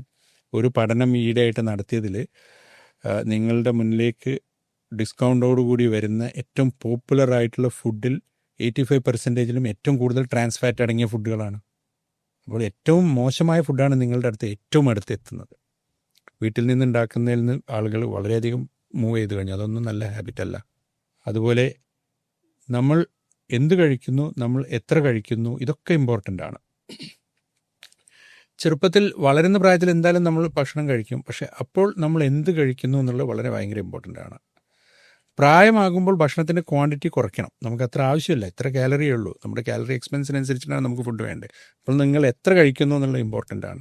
ചെറുപ്പക്കാരിൽ പലപ്പോഴും ജനിതകപരമായിട്ട് ഉള്ള കാരണങ്ങളില്ലാത്തവർക്ക് ഈ ത്രോംബോട്ടിക് മയോകാർഡിയൽ ഇൻഫാക്ഷൻ, അതായത് രക്തക്കട്ട കൊണ്ടുവരുന്ന ഇൻഫാക്ഷൻ കൂടുതലാണെന്ന് കണ്ടെത്തുന്നുണ്ട്. ഇപ്പോൾ ഈ അടിസ്ഥാനപരമായിട്ടുള്ള ഏർലി ലക്ഷണങ്ങളെ കുറിച്ച് പറഞ്ഞു. അപ്പോൾ ഈ ലക്ഷണങ്ങൾ വന്നു കഴിഞ്ഞാൽ പിന്നീട് ഇത് അസുഖം മോശമാകുമ്പോൾ എന്തൊക്കെയാണ് സംഭവിക്കുക? ആക്ടിവിറ്റിയുടെ സമയത്താണ് ഇനീഷ്യൽ പ്രശ്നങ്ങളുണ്ടാവുക. പതുക്കെ ഹാർട്ടിൻ്റെ പമ്പിങ് കുറഞ്ഞു വരും. നേരത്തെ പറഞ്ഞ പോലെ 65% നോർമൽ പമ്പിങ് ഫങ്ഷൻ കുറഞ്ഞു വരാൻ തുടങ്ങും. ഒരു വാൽവിൻ്റെ അസുഖം കൊണ്ട് പമ്പിങ് കുറഞ്ഞു തുടങ്ങുക എന്ന് പറയുന്ന ഒരു അപകട സൂചനയാണ്. ആ സമയത്ത് ആ വാൽവിനെ ചികിത്സിച്ച് മാറ്റിയേ പറ്റും. രോഗികളുടെ പ്രായം കൂടുന്നതിനനുസരിച്ച് ഈ സിറ്റുവേഷൻ വേഴ്സ് ആയിട്ട് വരാൻ സാധ്യതയുണ്ടോ? യെസ്, ഹൃദയത്തിൻ്റെ അയോട്ടിക് വാൽവിൻ്റെ അസുഖങ്ങളിലെ പ്രധാന കാരണം പഴയ കാലത്ത് റുമാറ്റിക് ഫീവർ ആയിരുന്നു. നമ്മുടെ വാദപ്പനി എന്ന് പറയുന്ന അസുഖമുണ്ടല്ലോ, റുമാറ്റിക് ഫീവർ കാരണം വാൽവുകളെ ബാധിച്ചിട്ടായിരുന്നു പണ്ടത്തെ കാലത്ത്. പക്ഷേ ഇപ്പോൾ നമ്മുടെ ജീവിതശൈലിയൊക്കെ എല്ലാം ഇമ്പ്രൂവ് ചെയ്തതിന് ശേഷം റുമാറ്റിക് ഫീവർ പ്രത്യേകിച്ചും കേരളത്തിൽ വളരെ വളരെ വളരെ കുറവാണ്. ഇപ്പോൾ ഞങ്ങൾ വളരെ അപൂർവമായിട്ട് ഈ ഇത്രയും അഡ്വാൻസ്ഡ് ആയിട്ടുള്ള റൊമാറ്റിക് ഫീവർ കൊണ്ടുള്ള വാൽവ് അസുഖങ്ങൾ കാണുന്നുള്ളൂ. ഇവിടെ പ്രധാനമായിട്ടും ഇപ്പോൾ ഡീജനറേറ്റീവ് ഡിസീസാണ്, അതായത് പ്രായമാകുമ്പോൾ അയോട്ടിക് വാൽവിൽ കാൽഷ്യം അടിഞ്ഞുകൊണ്ടുള്ളത് തന്നെയാണ്. അപ്പോൾ പ്രായം കൂടുന്നതിനനുസരിച്ചിട്ട് ഈ അയോട്ടിക് വാൽവിൻ്റെ പ്രവർത്തനക്ഷമത കുറയുകയും അതോടുകൂടി തന്നെ ഹൃദയത്തിൻ്റെ വെൻട്രിക്കിളിൻ്റെ പ്രവർത്തനക്ഷമതയും കൂടുമ്പോഴാണ് ഈ പ്രശ്നം വരുന്നത്. ഇതിലൊരു കോമ്പൗണ്ടിങ് ഫാക്ടറും കൂടിയുണ്ട്. കാരണം ഈ പ്രായമായവർക്ക് അയോട്ടിക് വാൽവിൻ്റെ പോലെ തന്നെ മറ്റ് പല അവയവങ്ങളിലും ഡീജനറേഷൻ ഉണ്ട്. എല്ലാ കോശങ്ങളും ഒരു ഡീജനറേഷൻ ഉണ്ടാവും, മറ്റ് പല അസുഖങ്ങളും ഉണ്ടാവാം. ബ്രെയിനിന് അതുപോലെ ഓർമ്മക്കുറവ്, സ്ട്രോക്ക് മുതലായവ ഉണ്ടാവാം, കിഡ്നിക്കുള്ള പ്രോബ്ലംസ് ഉണ്ടാവാം. അപ്പോൾ ഇദ്ദേഹം ഒരു ഫിറ്റ് പേഴ്സൺ അല്ല. നമ്മൾക്ക് എന്ത് തെറാപ്പി ചെയ്യുമ്പോഴും കുറേ ചലഞ്ചസ് അവിടെ വരികയാണ്. എങ്ങനെ ഇവർക്ക് പിന്നെ അനസ്തീഷ്യ കൊടുത്തിട്ട് ഇവരെ എങ്ങനെ മാറ്റിവെക്കുന്നത്. ഞാൻ നേരത്തെ പറഞ്ഞ പോലെ ഗ്രേഡ് 3 എത്തിയ ഒരു അയോട്ടിക് സ്റ്റിനോസിസ് ലക്ഷണങ്ങളുണ്ടെങ്കിലോ അല്ലെങ്കിൽ പമ്പിങ് കുറഞ്ഞിട്ടുണ്ടെങ്കിലോ അവരുടെ ചികിത്സ എന്ന് പറയുന്നത് വാൽവ് മാറ്റിവെക്കുക എന്നുള്ളതാണ്. ഇപ്പോൾ അത് എക്സിക്യൂട്ട് ചെയ്യാൻ വേണ്ടി എന്താണ് ചെയ്യുന്നത്? ഓപ്പൺ ഹാർട്ട് സർജറി ആണോ അതോ ഈ അയോട്ടിക് സ്റ്റിനോസിസ് വരുമ്പോൾ വാൽവ് റീപ്ലേസ്മെന്റ് നടത്തുന്നത് എങ്ങനെയാണ്? ട്രഡീഷണലായിട്ട് ഹാർട്ട് വാൽവിന് എപ്പോഴും ഒരു വാൽവ് മാറ്റിവെക്കൽ ശസ്ത്രക്രിയയായിരുന്നു അതിൻ്റെ മെയിൻ സ്ട്രീം ഓഫ് ട്രീറ്റ്മെൻറ്റ്. അപ്പോൾ അതിൽ സ്റ്റെർണോട്ടമി അഥവാ നെഞ്ചിൻ്റെ കൂട് തുറന്നിട്ട് ഹൃദയത്തിനെ ഒരു ബൈപ്പാസ് പമ്പിലേക്ക് മാറ്റി ഹൃദയത്തിൻ്റെ വാൽവ് സർജൻ റിപ്പയർ ചെയ്ത് അല്ലെങ്കിൽ റീപ്ലേസ് ചെയ്ത് കൃത്രിമമായിട്ടുള്ളൊരു വാൽവ് വെച്ചിട്ട് ഈ നെഞ്ചിൻ്റെ കൂട് ഇത് അടച്ച് പമ്പിങ്ങിൽ നിന്ന് റിവേഴ്സ് ചെയ്ത് ഇതാണ് വാൽവ് മാറ്റി വയ്ക്കുന്ന ശസ്ത്രക്രിയ. നമ്മുടെ ദശകങ്ങളായിട്ട് നമ്മുടെ നാട്ടിൽ വളരെ റെഗുലറായിട്ട് നല്ല റിസൾട്ടോടുകൂടി നടന്നു വന്നുകൊണ്ടിരിക്കുന്ന സർജറിയാണ്. നമുക്ക് നമ്മുടെ സംസ്ഥാനത്തിന് സ്വന്തം വാൽവ് വരെ ഉണ്ട്, ചിത്ര വാൽവ്, നിങ്ങൾ കേട്ടിട്ട് കാണും. പക്ഷേ പലപ്പോഴും ഈ ടൈപ്പ് പേഷ്യൻസിന് മറ്റ് അസുഖങ്ങളുണ്ടാവും. അത് കാരണം ഒരു ഓപ്പൺ ഹാർട്ട് സർജറി ഭയങ്കര റിസ്കി ആവാം, അനസ്തീഷ്യ റിസ്കി ആവാം. ഒരു സർജറി കഴിഞ്ഞുള്ള റീഹാബിലിറ്റേഷന് പറ്റിയ ആരോഗ്യം ഉണ്ടായിക്കൊള്ളണമെന്നില്ല. അപ്പോൾ ഞങ്ങളൊരു സ്കോറിംഗ് സിസ്റ്റം ഉപയോഗിക്കും, surgical scoring. What is the risk for surgery, സർജറിയുടെ റിസ്ക് എത്രയുണ്ടെന്ന് അറിയുന്ന സ്കോറിംഗ് സിസ്റ്റമാണ്. അപ്പോൾ അതിൽ ഹൈ സ്കോറാണെങ്കിൽ ഈ സർജറിയുടെ മരണസാധ്യത കൂടുതലാണെങ്കിൽ അപ്പോഴാണ് ഞങ്ങൾ ഓപ്പറേഷൻ ഇല്ലാതെ വാൽവ് മാറ്റിവെക്കുന്ന ട്രാൻസ് കാത്തറ്റർ തെറാപ്പികളിലൂടെ കുറിച്ച് ചിന്തിക്കും. Transcatheter aortic valve replacement or transcatheter aortic valve implantation, അതാണ് ടാവർ എന്ന് പറയുന്നത്. ഇപ്പോൾ നമ്മുടെ നാട്ടിൽ അയോട്ടിക് വാൽവിൻ്റെ ചുരുക്കത്തിന് 65 വയസ്സിന് ശേഷമുള്ള ആളുകൾക്ക് ഇപ്പോൾ സ്റ്റാൻഡേർഡ് ഓഫ് കെയർ ആയിട്ട് സർജറിക്കൊപ്പം തന്നെ ടാവിയും ഇപ്പോൾ നമ്മൾ ഓഫർ ചെയ്യുന്നുണ്ട്. ഓപ്പൺ ഹാർട്ട് സർജറിയുടെ റിസ്ക് ആണോ ശരിക്കും ഈ ഇങ്ങനൊരു കത്തീഡ്രൽ ബേസ് ചെയ്യാനുള്ള കാരണം? അതിന് വളരെ രസകരമായൊരു ചരിത്രമുണ്ട്, എങ്ങനെയാണ് ടാവി വന്നതെന്നുള്ളത്. ആൻജിയോപ്ലാസ്റ്റി 1977 ആദ്യമായി വന്ന് പിന്നീട് ഒരു 10 വർഷത്തിൽ വളരെ പ്രചാരം നേടി. അന്ന് മുതലേ ഡോക്ടർമാർ ആലോചിക്കുന്നത് വാൽവിന് എന്ത് ചെയ്യും, വാൽവിൻ്റെ ചുരുക്കം വന്നു കഴിഞ്ഞാൽ ഈ രക്തക്കുഴലിൻ്റെ ചുരുക്കത്തിന് ബലൂൺ ഇട്ട് വീർപ്പിക്കുന്ന പോലെ തന്നെ നമുക്ക് വാൽവ് കൊണ്ടും അങ്ങനെ ചെയ്യാൻ പറ്റുമോ എന്നുള്ള ഡിസ്കഷൻ അന്നേ ഉണ്ടായിരുന്നു. അപ്പോൾ അതിൽ വാൽവിൻ്റെ ഒരു അഗ്രഗണ്യനായ ആളായിരുന്നു പ്രൊഫസർ അലൻ ക്രിപ്പിയർ, ഫ്രാൻസിലെ കാർഡിയോളജിസ്റ്റ് ആയിരുന്നു. അദ്ദേഹത്തിൻ്റെ നല്ല പ്രശസ്തമായ പേപ്പറുകളിൽ പഠനം ഉണ്ടായിരുന്നു, സീരീസ്. സർജറിക്ക് യോഗ്യമല്ലാത്ത രോഗികളിൽ ബലൂൺ കൊണ്ട് അയോട്ടിക് വാൽവ് വിടർത്തുക എന്നുള്ള ട്രീറ്റ്മെൻ്റ് ആയിരുന്നു. ഡോക്ടർ അലൻ ക്രിബിയറിൻ്റെ വാൽവിലുള്ള പരീക്ഷണങ്ങളൊക്കെ പണ്ടേ പ്രസിദ്ധമാണ്. അദ്ദേഹം സ്വന്തമായൊരു കമ്മീഷറോട്ടോമൊക്കെ മൈട്രൽ വാൽവിന് വേണ്ടി കണ്ടുപിടിച്ചിട്ടുണ്ട്. നമ്മുടെ നാട്ടിലൊക്കെ വളരെ പ്രചാരത്തിലുണ്ടായിരുന്നതാണ് 80കളിൽ.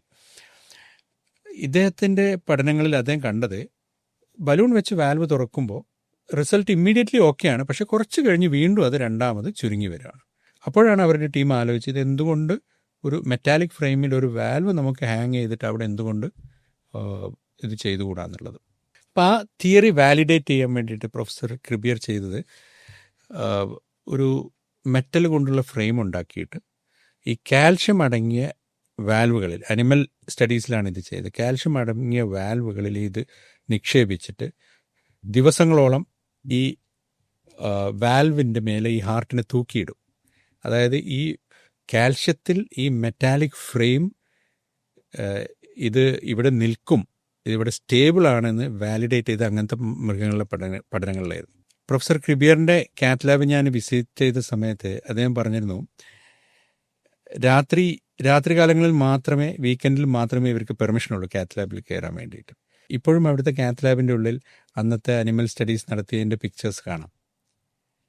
ഈ ഒരു തിയറി വാലിഡേറ്റ് ചെയ്തതിന് ശേഷം ഇദ്ദേഹം സ്വയം ഒരു പ്രോട്ടോടൈപ്പ് വാൽവ് ഉണ്ടാക്കിയിട്ട് അന്നത്തെ പ്രശസ്ത വാൽവ് നിർമ്മാണ കമ്പനികളിലൊന്നായ എഡ്വേർഡ്സിനെ സമീപിച്ചു. താക്കോൽ ദ്വാരത്തിലൂടെ ഒരു വാൽവ് ഉണ്ടാക്കുക എന്ന് പറയുന്ന ഒരു ക്രേസി ഐഡിയ ആണെന്നാണ് അന്നത്തെ ആ കമ്പനിയുടെ ആളുകൾ, അതിലെ ടെക്നോളജിസ്റ്റുകളും സയൻറ്റിസ്റ്റുകളും വിധി എഴുതിയത്. പ്രൊഫസർ ക്രിബിയർ വീണ്ടും പല കമ്പനികളെയും അപ്രോച്ച് ചെയ്തു. അദ്ദേഹത്തിൻ്റെ അയൽ രാജ്യങ്ങളിൽ നിന്നൊന്നുള്ള ഒരു കമ്പനികൾക്കും ഇതൊരു സ്വീകാര്യമായിട്ടുള്ളൊരു ഐഡിയ ആയിട്ട് തോന്നിയില്ല. അദ്ദേഹം അമേരിക്കയിലെ ഒരു ഗ്രൂപ്പ് ഓഫ് കാർഡിയോളജിസ്റ്റുകളുമായി ചേർന്നിട്ടൊരു വാൽവ് തെറാപ്യൂട്ടിക്സ് എന്ന് പറഞ്ഞിട്ടുള്ളൊരു കമ്പനി ഉണ്ടാക്കി. ഇനീഷ്യലി വളരെയധികം സ്ട്രഗിൾ ചെയ്തുകൊണ്ട് ഈ പഠനങ്ങളൊക്കെ നടത്തി. സാമ്പത്തികമായും ടെക്നിക്കലി ഓൾസോ അവർ വളരെയധികം സ്ട്രഗിൾ ചെയ്തു. ഏകദേശം 2002 സമയമാകുമ്പോഴേക്കും അവരുടെ ഫസ്റ്റ് പ്രോട്ടോടൈപ്പ് വാൽവ് റെഡിയായിരുന്നു. പക്ഷേ അനിമൽ സ്റ്റഡീസിലൊന്നും ഒരു വ്യക്തമായിട്ടുള്ളൊരു മുന്നേറ്റമൊന്നും ഉണ്ടായിരുന്നില്ല. ആ സമയത്താണ് പ്രൊഫസർ ക്രിബിയറിൻ്റെ ഒരു രോഗി, അദ്ദേഹത്തിന് 58 വയസ്സായിരുന്നു. അദ്ദേഹം ഗുരുതരമായ അയോട്ടിക് വാൽവ് ഡിസീസ് കാരണം കുറേ കാലമായി ഹോസ്പിറ്റൽ ബെഡിൽ അഡ്മിറ്റായി കഴിഞ്ഞിരുന്ന രോഗിയായിരുന്നു. ആഴ്ചകൾ മാത്രമേ ആയുസ്സുണ്ടാവൂ എന്ന് ഡോക്ടർമാരുടെ സംഘം വിധി എഴുതിയതിന് ശേഷം പ്രൊഫസർ ക്രിബിയർ അവരുടെ ഫാമിലിയുമായി സംസാരിച്ചു. ഞങ്ങൾ ഇങ്ങനെ ഒരു വാൽവ് വികസിപ്പിക്കുന്നുണ്ട്, അത് ഒരു പരീക്ഷണത്തിന് പോലും റെഡി ആയിട്ടില്ല. നിങ്ങൾ പറയുകയാണെങ്കിൽ ഇവർക്ക് നോക്കാം, അല്ലെങ്കിൽ എന്തായാലും ഇദ്ദേഹം ആഴ്ചകൾക്കുള്ളിൽ മരിക്കും, വേണമെങ്കിൽ ഒന്ന് പരീക്ഷിക്കാം എന്ന് പറഞ്ഞു.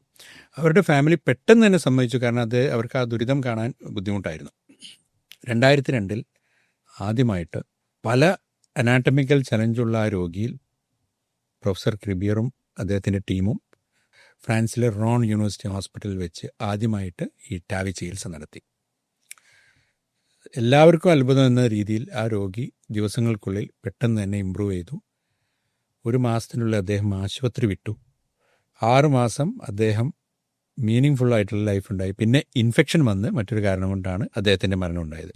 ഇത് ആക്ച്വലി മെഡിക്കൽ സയൻസിൽ എസ്പെഷ്യലി കാർഡിയോളജിയിലെ ഒരു നാഴികക്കല്ലായിട്ടുള്ള ഇയർ ആയിരുന്നു 2002. അതിനുശേഷം ഉള്ള തുടർന്നുള്ള 2-3 പേപ്പറുകൾക്ക് ശേഷം ഈ ഏരിയയിൽ ഭയങ്കരമായിട്ടുള്ള ഇൻട്രസ്റ്റുകൾ വന്നു. മുമ്പ് നേരത്തെ റിജക്റ്റ് ചെയ്ത അതേ കമ്പനി വന്ന് പ്രൊഫസർ ക്രിബിയറിൻ്റെ കമ്പനി വാങ്ങുകയും പിന്നീടുള്ള റിസർച്ചുകളൊക്കെ വളരെ ഹയർ ലെവലിലേക്ക് കൊണ്ടുപോവുകയും ചെയ്തു. ആദ്യത്തെ വാൽവിൻ്റെ പേര് തന്നെ ക്രിബിയർ എഡ്വേർഡ്സ് വാൽവ് എന്നുള്ളതായിരുന്നു. പിന്നെയുള്ളൊരു 10 വർഷം ശരിക്ക് ശാസ്ത്രം കണ്ടത് വളരെ മെറ്റിക്കുലസായി നടത്തിയ ട്രയൽസും അതുപോലെ തന്നെ ഡിവൈസ് ഡെവലപ്മെൻറ്റുമായിരുന്നു. അന്ന് ഒരു ഓപ്പറേഷൻ തിയേറ്ററിൻ്റെ ബാക്കപ്പോട് കൂടി, അനസ്തെറ്റിസ്റ്റിൻ്റെ ബാക്കപ്പോട് കൂടി, അതുപോലെ തന്നെ വളരെയധികം ട്യൂബുകളും മോണിറ്ററുകളും പമ്പ്സും സംവിധാനങ്ങളും ബാക്കപ്പിന് വെച്ച് ചെയ്തിരുന്ന ടാവി ചികിത്സ ഇന്ന് ഒരു ആൻജിയോപ്ലാസ്റ്റിയുടെ അത്ര ലളിതമായി ഒരു 48 ഹവേഴ്സിൻ്റെ ഉള്ളിൽ രോഗി വീട്ടിലെത്തുന്ന രീതിയിലേക്ക് എത്താനുള്ള കാരണം ആ ഒരു ഡീപ്പ് ആൻഡ് ഡെഡിക്കേറ്റഡ് ആയിട്ട് നടന്ന പഠനങ്ങളായിരുന്നു. ടാവി എന്ന് പറയുന്ന പ്രോസസ്സ് ചെയ്യുന്ന പ്രൊസീജിയർ എന്താണ്? ടാവി ചെയ്യുമ്പോൾ ഈ കൃത്രിമമായിട്ടുള്ള വാൽവ് ഒരു ട്യൂബിലേക്ക് ആദ്യം തന്നെ ചുരുട്ടി നമ്മൾ എടുക്കുകയാണ്. ഒരു കുട ചുരുട്ടുന്ന പോലെ അത് വാൽവിൻ്റെ ഒരു കാത്തറ്ററിൻ്റെ ഉള്ളിലേക്ക് എടുക്കുകയാണ്. കാലിലെ രക്തക്കുഴലായ ഫെമറൽ ആർട്ടറിയിൽ ഒരു ട്യൂബ് ഇട്ട് ആ ട്യൂബിലൂടെ ഒരു വയർ അഡ്വാൻസ് ചെയ്യും. രോഗിക്ക് ഓപ്പറേഷനോ മുറിവോ ഒന്നുമില്ല. അനസ്തീഷ്യ വളരെ ലൈറ്റായിട്ട് കൊടുക്കും. കോൺഷ്യസ് സെഡേഷൻ എന്ന് പറയും. നമ്മൾ തട്ടി ഉണർത്തി കഴിഞ്ഞാൽ സംസാരിച്ചുകൊണ്ടിരിക്കാം. ഒരു ഇൻറ്റുബേഷനോ വെന്റിലേറ്ററോ ഒന്നും ഉപയോഗിക്കുന്നില്ല. ടാവിക്ക് മുന്നോടിയായിട്ട് ആദ്യമായി ഒരു വയർ ഈ വാൽവിന് അക്രോസ് കടത്തി ലെഫ്റ്റ് വെൻട്രിക്കിൾ ഞങ്ങൾ പാർക്ക് ചെയ്ത് വയ്ക്കും. ആ സമയത്ത് അതിനുശേഷം കാൽഷ്യം അടങ്ങിയ വാൽവിനെ ഒരു ബലൂൺ വെച്ച് വിടർത്തുന്നു. അതിനുശേഷം നമ്മൾക്ക് കൂടുതൽ വാൽവ് അങ്ങോട്ട് കടത്തിവിടാൻ പറ്റും. നേരത്തെ ചുരുട്ടിയ വാൽവ് ഈ ട്യൂബിൻ്റെ ഉള്ളിലൂടെ കടത്തി വയറിലൂടെ കൊണ്ടുപോയി അയോർട്ടിക് വാൽവിൻ്റെ പൊസിഷനിൽ വെച്ച് ഞങ്ങൾ ആൻജിയോഗ്രാം ചെയ്ത് നോക്കും. രണ്ട് തരം ടാവി സിസ്റ്റം ഉണ്ട്. ഒന്ന് ബലൂൺ എക്സ്പാൻഡബിൾ, ഒന്ന് സെൽഫ് എക്സ്പാൻഡിങ് ഉണ്ട്. അത് ഓരോ രോഗിയുടെയും അയോർട്ടിക് വാൽവിൻ്റെ ഘടനയ്ക്കനുസരിച്ചിട്ടാണ് ഡോക്ടേഴ്സ് സെലക്ട് ചെയ്യുക. ഈ ടാവി വാൽവ് പതിയെ പതിയെ നമ്മുടെ പുറത്തെ ഒരു ട്യൂബിൽ നിന്നുള്ള കൺട്രോളോട് കൂടി തുറക്കുന്നു. 80% വാൽവും തുറന്നു കഴിഞ്ഞാൽ ടാവി വാൽവ് നമ്മൾ നിക്ഷേപിക്കുമ്പോൾ പഴയ കാൽഷ്യം അടിഞ്ഞ വാൽവിനെ അയോർട്ടേൻ്റെ ഭിത്തിയിലേക്ക് തള്ളി മാറ്റുക ചെയ്യുന്നത്. അത് മുറിച്ച് കളയുന്നില്ല, അത് അവിടെ തന്നെയുണ്ട്. പക്ഷേ പുതിയ വാൽവ് പതിയെ പതിയെ തുറക്കുമ്പോൾ അതിൻ്റെ ഉള്ളിലുള്ള വാൽവാണ് നെക്സ്റ്റ് ഹാർട്ട് ബീറ്റ് മുതൽ വർക്ക് ചെയ്യുക. ഒരു 80% പൊസിഷനിൽ എത്തിക്കഴിഞ്ഞാൽ അവിടെ സ്റ്റോപ്പ് ചെയ്തിട്ട് എക്കോ കാർഡിയോഗ്രാം ചെയ്യും, ആൻജിയോ ചെയ്യും. എന്നിട്ട് പുതിയ വാൽവ് പ്രവർത്തിക്കുന്നത് എങ്ങനെയെന്ന് നോക്കും. ആ പൊസിഷൻ കറക്റ്റാണ് എന്ന് ഞങ്ങൾക്ക് വിശ്വാസമായ മാത്രമേ ബാക്കിയുള്ള 20% കൂടെ ചെയ്യുള്ളൂ. അഥവാ ഏറ്റവും നല്ല പൊസിഷൻ കിട്ടിയിട്ടില്ലെങ്കിൽ അത് വീണ്ടും റീക്യാപ്ചർ ചെയ്യാൻ പറ്റും. എന്നിട്ട് കൂടുതൽ നല്ല പൊസിഷനിലേക്ക് ആക്കാൻ പറ്റും. ഈ കാരണങ്ങൾ കൊണ്ടൊക്കെ തന്നെ ഇത് സർജറി കമ്പയർ ചെയ്യുമ്പോൾ വളരെ വളരെ സേഫ് ആയിട്ടുള്ള പ്രൊസീജിയറാണ് ടാവി. ടാവി എന്ന ട്രീറ്റ്മെൻറ്റിന് ടീം വർക്ക് വളരെ ഇമ്പോർട്ടൻ്റ് ആണ്. ടാവി ചെയ്യുന്ന ടീമിൽ കാർഡിയോളജി, ഇൻ്റർവെൻഷണൽ കാർഡിയോളജിസ്റ്റ് ഉണ്ടാവും, അദ്ദേഹത്തിൻ്റെ കൂടെയുള്ള കൊളീഗ്സ്, അസിസ്റ്റൻസ് ഉണ്ടാവും, നേഴ്സ് ഉണ്ടാവും, ടെക്നീഷ്യൻസ് ഉണ്ടാവും, അനസ്തീഷ്യയുടെ സപ്പോർട്ട് ഉണ്ടാവും. സോ ഇവരെല്ലാം ഈ പ്രൊസീജിയറിൽ റെഗുലറായി ചെയ്യുമ്പോൾ ട്രെയിൻഡ് ആകുമ്പോൾ, അപ്പോൾ ഒരു ടീം ആകുമ്പോഴാണ് ഈ ടാവിയുടെ ഔട്ട്കം, അതിൻ്റെ സേഫ്റ്റി ഏറ്റവും മാക്സിമം കിട്ടുന്നത്. അപ്പോൾ അങ്ങനത്തെ ഒരു ടീമിൽ ടാവി ചെയ്യുന്ന സമയത്ത് യൂഷ്വലി ഇപ്പോൾ ഒരു 45 മിനിറ്റ്സ് ഉള്ളിൽ തന്നെ ടാവി പ്രക്രിയ പൂർത്തിയാക്കാൻ പറ്റും. ടാവി കഴിഞ്ഞതിന് ശേഷം അവരെ ICUയിൽ ഒരു 6 മണിക്കൂർ 8 മണിക്കൂർ നിരീക്ഷിക്കുന്നു. ഹൃദയമിടിപ്പുകളിലുള്ള ചെറിയ ചെറിയ വ്യതിയാനങ്ങളുണ്ടാകാം. അതുപോലെ തന്നെ നേരത്തെ കൊടുത്ത മരുന്നുകളുടെ എഫക്റ്റ് പോകുന്നവരെ രോഗിയെ മോണിറ്റർ ചെയ്യും. രോഗി ഭക്ഷണം കഴിക്കാം, അതുപോലെ തന്നെ സംസാരിക്കാം. നെക്സ്റ്റ് ഡേ ECGയിലോ എക്കോയിലോ അബ്നോർമാലിറ്റി ഒന്നും ഇല്ലെങ്കിൽ അദ്ദേഹത്തിനെ റൂമിലേക്ക് മാറ്റി അദ്ദേഹത്തിൻ്റെ മൊബിലൈസേഷൻ സ്റ്റാർട്ട് ചെയ്യുകയാണ്. ദ വെരി നെക്സ്റ്റ് ഡേ അദ്ദേഹം നടന്നിട്ട് വീട്ടിലോട്ട് പോവുകയാണ്. മരുന്നുകൾ പലപ്പോഴും സാധാരണ ഒരു ആൻജിയോപ്ലാസ്റ്റി ചെയ്യുമ്പോൾ നമ്മൾ കൊടുക്കുന്ന ആസ്പിരിൻ, ക്ലോപ്പിഡോഗ്രൽ മുതലായ രക്തം കട്ട പിടിക്കാതിരിക്കാനുള്ള മിനിമം മരുന്നുകൾ മാത്രമേ ടാവി കഴിഞ്ഞിട്ടും ആവശ്യമുള്ളൂ. അത് പറയുമ്പോൾ എനിക്ക് ഓർമ്മ വരുന്നത് പ്രൊഫസർ ക്രിബിയറിൻ്റെ ഒരു ടീച്ചിങ് ആണ്. സോ പ്രൊഫസർ ക്രിബിയർ ഒരു പേഷ്യൻറ്റിൽ ടാവി ചെയ്തു. ആ പേഷ്യൻ്റ് പഴയ ഒളിമ്പിക്സിലൊക്കെ മത്സരിച്ചൊരു ജിംനാസ്റ്റ് ആയിരുന്നു ഫ്രാൻസിന് വേണ്ടിയിട്ട്. അപ്പോൾ അവർക്ക് 80 ഇയേഴ്സ് ആയിരുന്നു. അവർക്ക് ടാവി ചെയ്തു. ടാവി ചെയ്ത് പിറ്റേ ദിവസം അവരെ ഡിസ്ചാർജ് ചെയ്തപ്പോൾ ഹോസ്പിറ്റൽ ലോബിയിൽ വെച്ചിട്ട് അവർ 2-3 ജിംനാസ്റ്റ് സ്റ്റെപ്പുകൾ കാണിച്ചു. പ്രൊഫസർ ക്രിബിയർ അത് പലപ്പോഴും അതൊരു സ്ലൈഡിൽ ഉപയോഗിക്കും. കാരണം എന്താ വെച്ചാൽ അത്രക്കും സിംപ്ലിഫൈ ചെയ്തിട്ടാണ് ഇപ്പോൾ ആ ഒരു റിസർച്ചുകാരൻ ആ ട്രീറ്റ്മെൻറ്റ് വന്നതെന്നുള്ളതാണ്. ഇപ്പോൾ ഈ ടാവി എന്ന് പറയുന്ന സംവിധാനം നമ്മൾ ട്രഡീഷണൽ ആയിട്ട് നടത്തുന്ന ഈ ഓപ്പൺ ഹാർട്ട് വാൽവ് റീപ്ലേസ്മെൻറ്റ് പോലെ തന്നെ ഡ്യൂറബിൾ ആണോ? ഇതിൽ ടാവിക്ക് ഉപയോഗിക്കുന്നത് അനിമൽ ടിഷ്യൂ ആണ്. മെറ്റാലിക് ടിഷ്യൂലുള്ള വാൽവ് ബഫലോയുടെയും പിഗിലെയും പെരിക്കാർഡിയം ഹാർട്ടിൻ്റെ കവറിങ്ങിൽ നിന്ന് എടുക്കുന്ന ടിഷ്യൂ ആണ്. ഇതിനെ കെമിക്കലി ട്രീറ്റ് ചെയ്ത് ഡ്യൂറബിളാക്കി ആൻറ്റി കാൽഷ്യം ട്രീറ്റ്മെൻറ്റ് ചെയ്തിട്ടാണ് ഇതെടുക്കുന്നത്. അപ്പോൾ സർജറി വേണ്ട ഒരു രോഗിക്ക് ഉപയോഗിക്കുന്ന ടിഷ്യൂ വാൽവും ടാവിക്ക് വേണ്ട ടിഷ്യൂ വാൽവും ഉപയോഗിക്കുന്ന ഒരേ ടിഷ്യൂ ആണ്. ഈ പഠനങ്ങളിൽ മുഴുവൻ അഡ്രസ്സ് ചെയ്തിരുന്നത് ഇതാണ്. വളരെ പ്രശസ്തമായൊരു സ്റ്റഡിയിൽ നോക്കിയിരുന്നത് ഇനീഷ്യലി നോൺ ഇൻഫീരിയോറിറ്റി ട്രയൽസ് എന്നാണ് ഇത് പറയുക. അതായത് സർജറിയുടെ വാൽവുമായിട്ട് ഇത് ഇൻഫീരിയർ അല്ല എന്നാണ് ആദ്യം പ്രൂവ് ചെയ്യുന്നത്. ഇപ്പോൾ വന്നിരിക്കുന്നത് നമുക്ക് സുപ്പീരിയോറിറ്റി പ്രൂവ് ചെയ്യുന്ന ട്രയലുകൾ നമുക്ക് ഓൾറെഡി വന്നു കഴിഞ്ഞു. സോ ഓൺ ആൻ ആവറേജ് ഒരു ടിഷ്യൂ വാൽവിന് 8 മുതൽ 12 വരെ വർഷം ലൈഫ് കിട്ടും. ഇപ്പോൾ പുതിയ വാൽവുകളുടെ ടെക്നോളജിയിൽ കാൽഷ്യം അടിയുന്നതിനെതിരെയായിട്ടുള്ള ട്രീറ്റ്മെൻറ്റുകൾ വന്നതിന് ശേഷം പലതും 15 വർഷം വരെ കിട്ടുമെന്ന് കമ്പനികൾ പറയുന്നുണ്ട്. നമ്മളിപ്പോൾ അത് ഉപയോഗിച്ച് തുടങ്ങിയിട്ടുണ്ട് ആ വാൽവുകൾ. ഇപ്പോൾ നമ്മൾ ഇത്രയും നേരം പറഞ്ഞ ടാവി എന്ന് പറയുന്ന സാങ്കേതിക വിദ്യയുടെ അല്ലെങ്കിൽ അതിൻ്റെ ടെക്നോളജിക്കൽ സൈഡിനെ കുറിച്ച് കൂടിയാണ്. ഓൺ ആൻ ആവറേജ് എത്രത്തോളം കേസുകൾ ഈ ടാവിയുമായിട്ട് ബന്ധപ്പെട്ട് നടക്കുന്നുണ്ട്? ഡോക്ടർ എത്രത്തോളം സർജറികൾ ഇതുമായിട്ട് ബന്ധപ്പെട്ട് ചെയ്തിട്ടുണ്ട് എന്നുകൂടി ചോദിക്കാൻ. ടാവിയുടെ ഏറ്റവും വലിയ തടസ്സം അതിൻ്റെ കോസ്റ്റായിരുന്നു. പുതിയൊരു ടെക്നോളജി വരുമ്പോഴും പുതിയൊരു ടെക്നോളജി എപ്പോൾ വരുമ്പോഴും അതിൻ്റെ ആദ്യത്തെ തടസ്സം അത് ഉണ്ടാക്കാനായിട്ട് R&Dക്ക് വന്ന ആ ഒരു കോസ്റ്റാണ്. 2016 അത് ഇന്ത്യയിലേക്ക് വരുന്ന സമയത്ത് ഒരു 20 ലക്ഷമൊക്കെ ആയിരുന്നു അന്നത്തെ വാൽവിൻ്റെ വില. ഇപ്പോൾ നമ്മുടെ ഇന്ത്യൻ കമ്പനികളും മറ്റ് പല കമ്പനികളും വന്നതിന് ശേഷം, കോമ്പറ്റീഷൻ വന്നതിന് ശേഷം വില വളരെ ഗണ്യമായിട്ട് കുറഞ്ഞിട്ടുണ്ട്.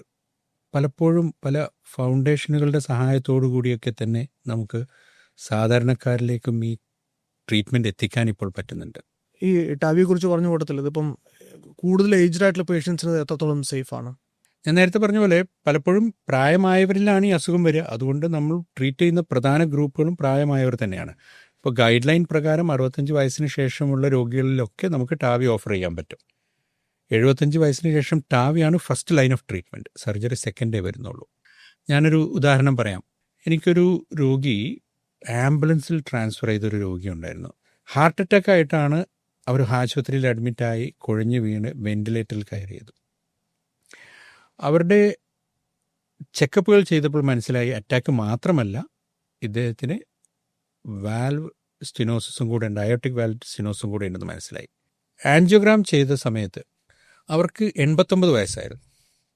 അപ്പോൾ അവിടുത്തെ മെഡിക്കൽ ടീം വിധി എഴുതി 3 രക്തക്കുഴൽ ബ്ലോക്കും ഉണ്ട്, അയോട്ടിക് വാൽവ് ഗുരുതരമായി ചുരുങ്ങിയിട്ടുണ്ട്, ഹാർട്ടിൻ്റെ പമ്പിങ് 20% ഉള്ളൂ. ഈ രോഗി സർവൈവ് ചെയ്യാനുള്ള സാധ്യത തീരെയില്ല. നിങ്ങൾ അറിയിക്കേണ്ടവരെയൊക്കെ അറിയിച്ചോളൂ. അവർ അവസാനത്തെ പ്രാർത്ഥനകളൊക്കെ നടത്തി ഫാമിലി. അതിലൊരു മകൻ ഒരു ടെക്നിക്കൽ ഫീൽഡിൽ വർക്ക് ചെയ്യുന്ന ആളാണ്. അദ്ദേഹം എൻ്റെ ഒരു സുഹൃത്ത് വഴി അന്വേഷിച്ചു, ഇതിന് ടെക്നിക്കലായിട്ട് എന്തെങ്കിലും ഒരു വഴിയുണ്ടോ ഓപ്പറേഷൻ അല്ലാതെ. അവരുടെ ആൻജിയോഗ്രാമിൻ്റെ CD നോക്കിയപ്പോൾ 3 ബ്ലോക്കുകളുണ്ട്. അത് ആൻജിയോപ്ലാസ്റ്റി ചെയ്ത് കഴിഞ്ഞാൽ ആദ്യഘട്ടം നമുക്ക് തരണം ചെയ്യാൻ പറ്റും. എന്നിട്ട് അവർ ഇമ്പ്രൂവ് ചെയ്യുകയും വെന്റിലേറ്ററിൽ നിന്ന് പുറത്തു വരികയും ഒരു ക്വാളിറ്റിയുള്ള ലൈഫ് ഉണ്ടെന്ന് നമ്മൾ ഡോക്ടർമാർക്ക് തോന്നുകയും ചെയ്താൽ വാൽവിനും നമ്മളെടുത്ത് ടെക്നോളജി ഉണ്ടെന്ന് പറയും.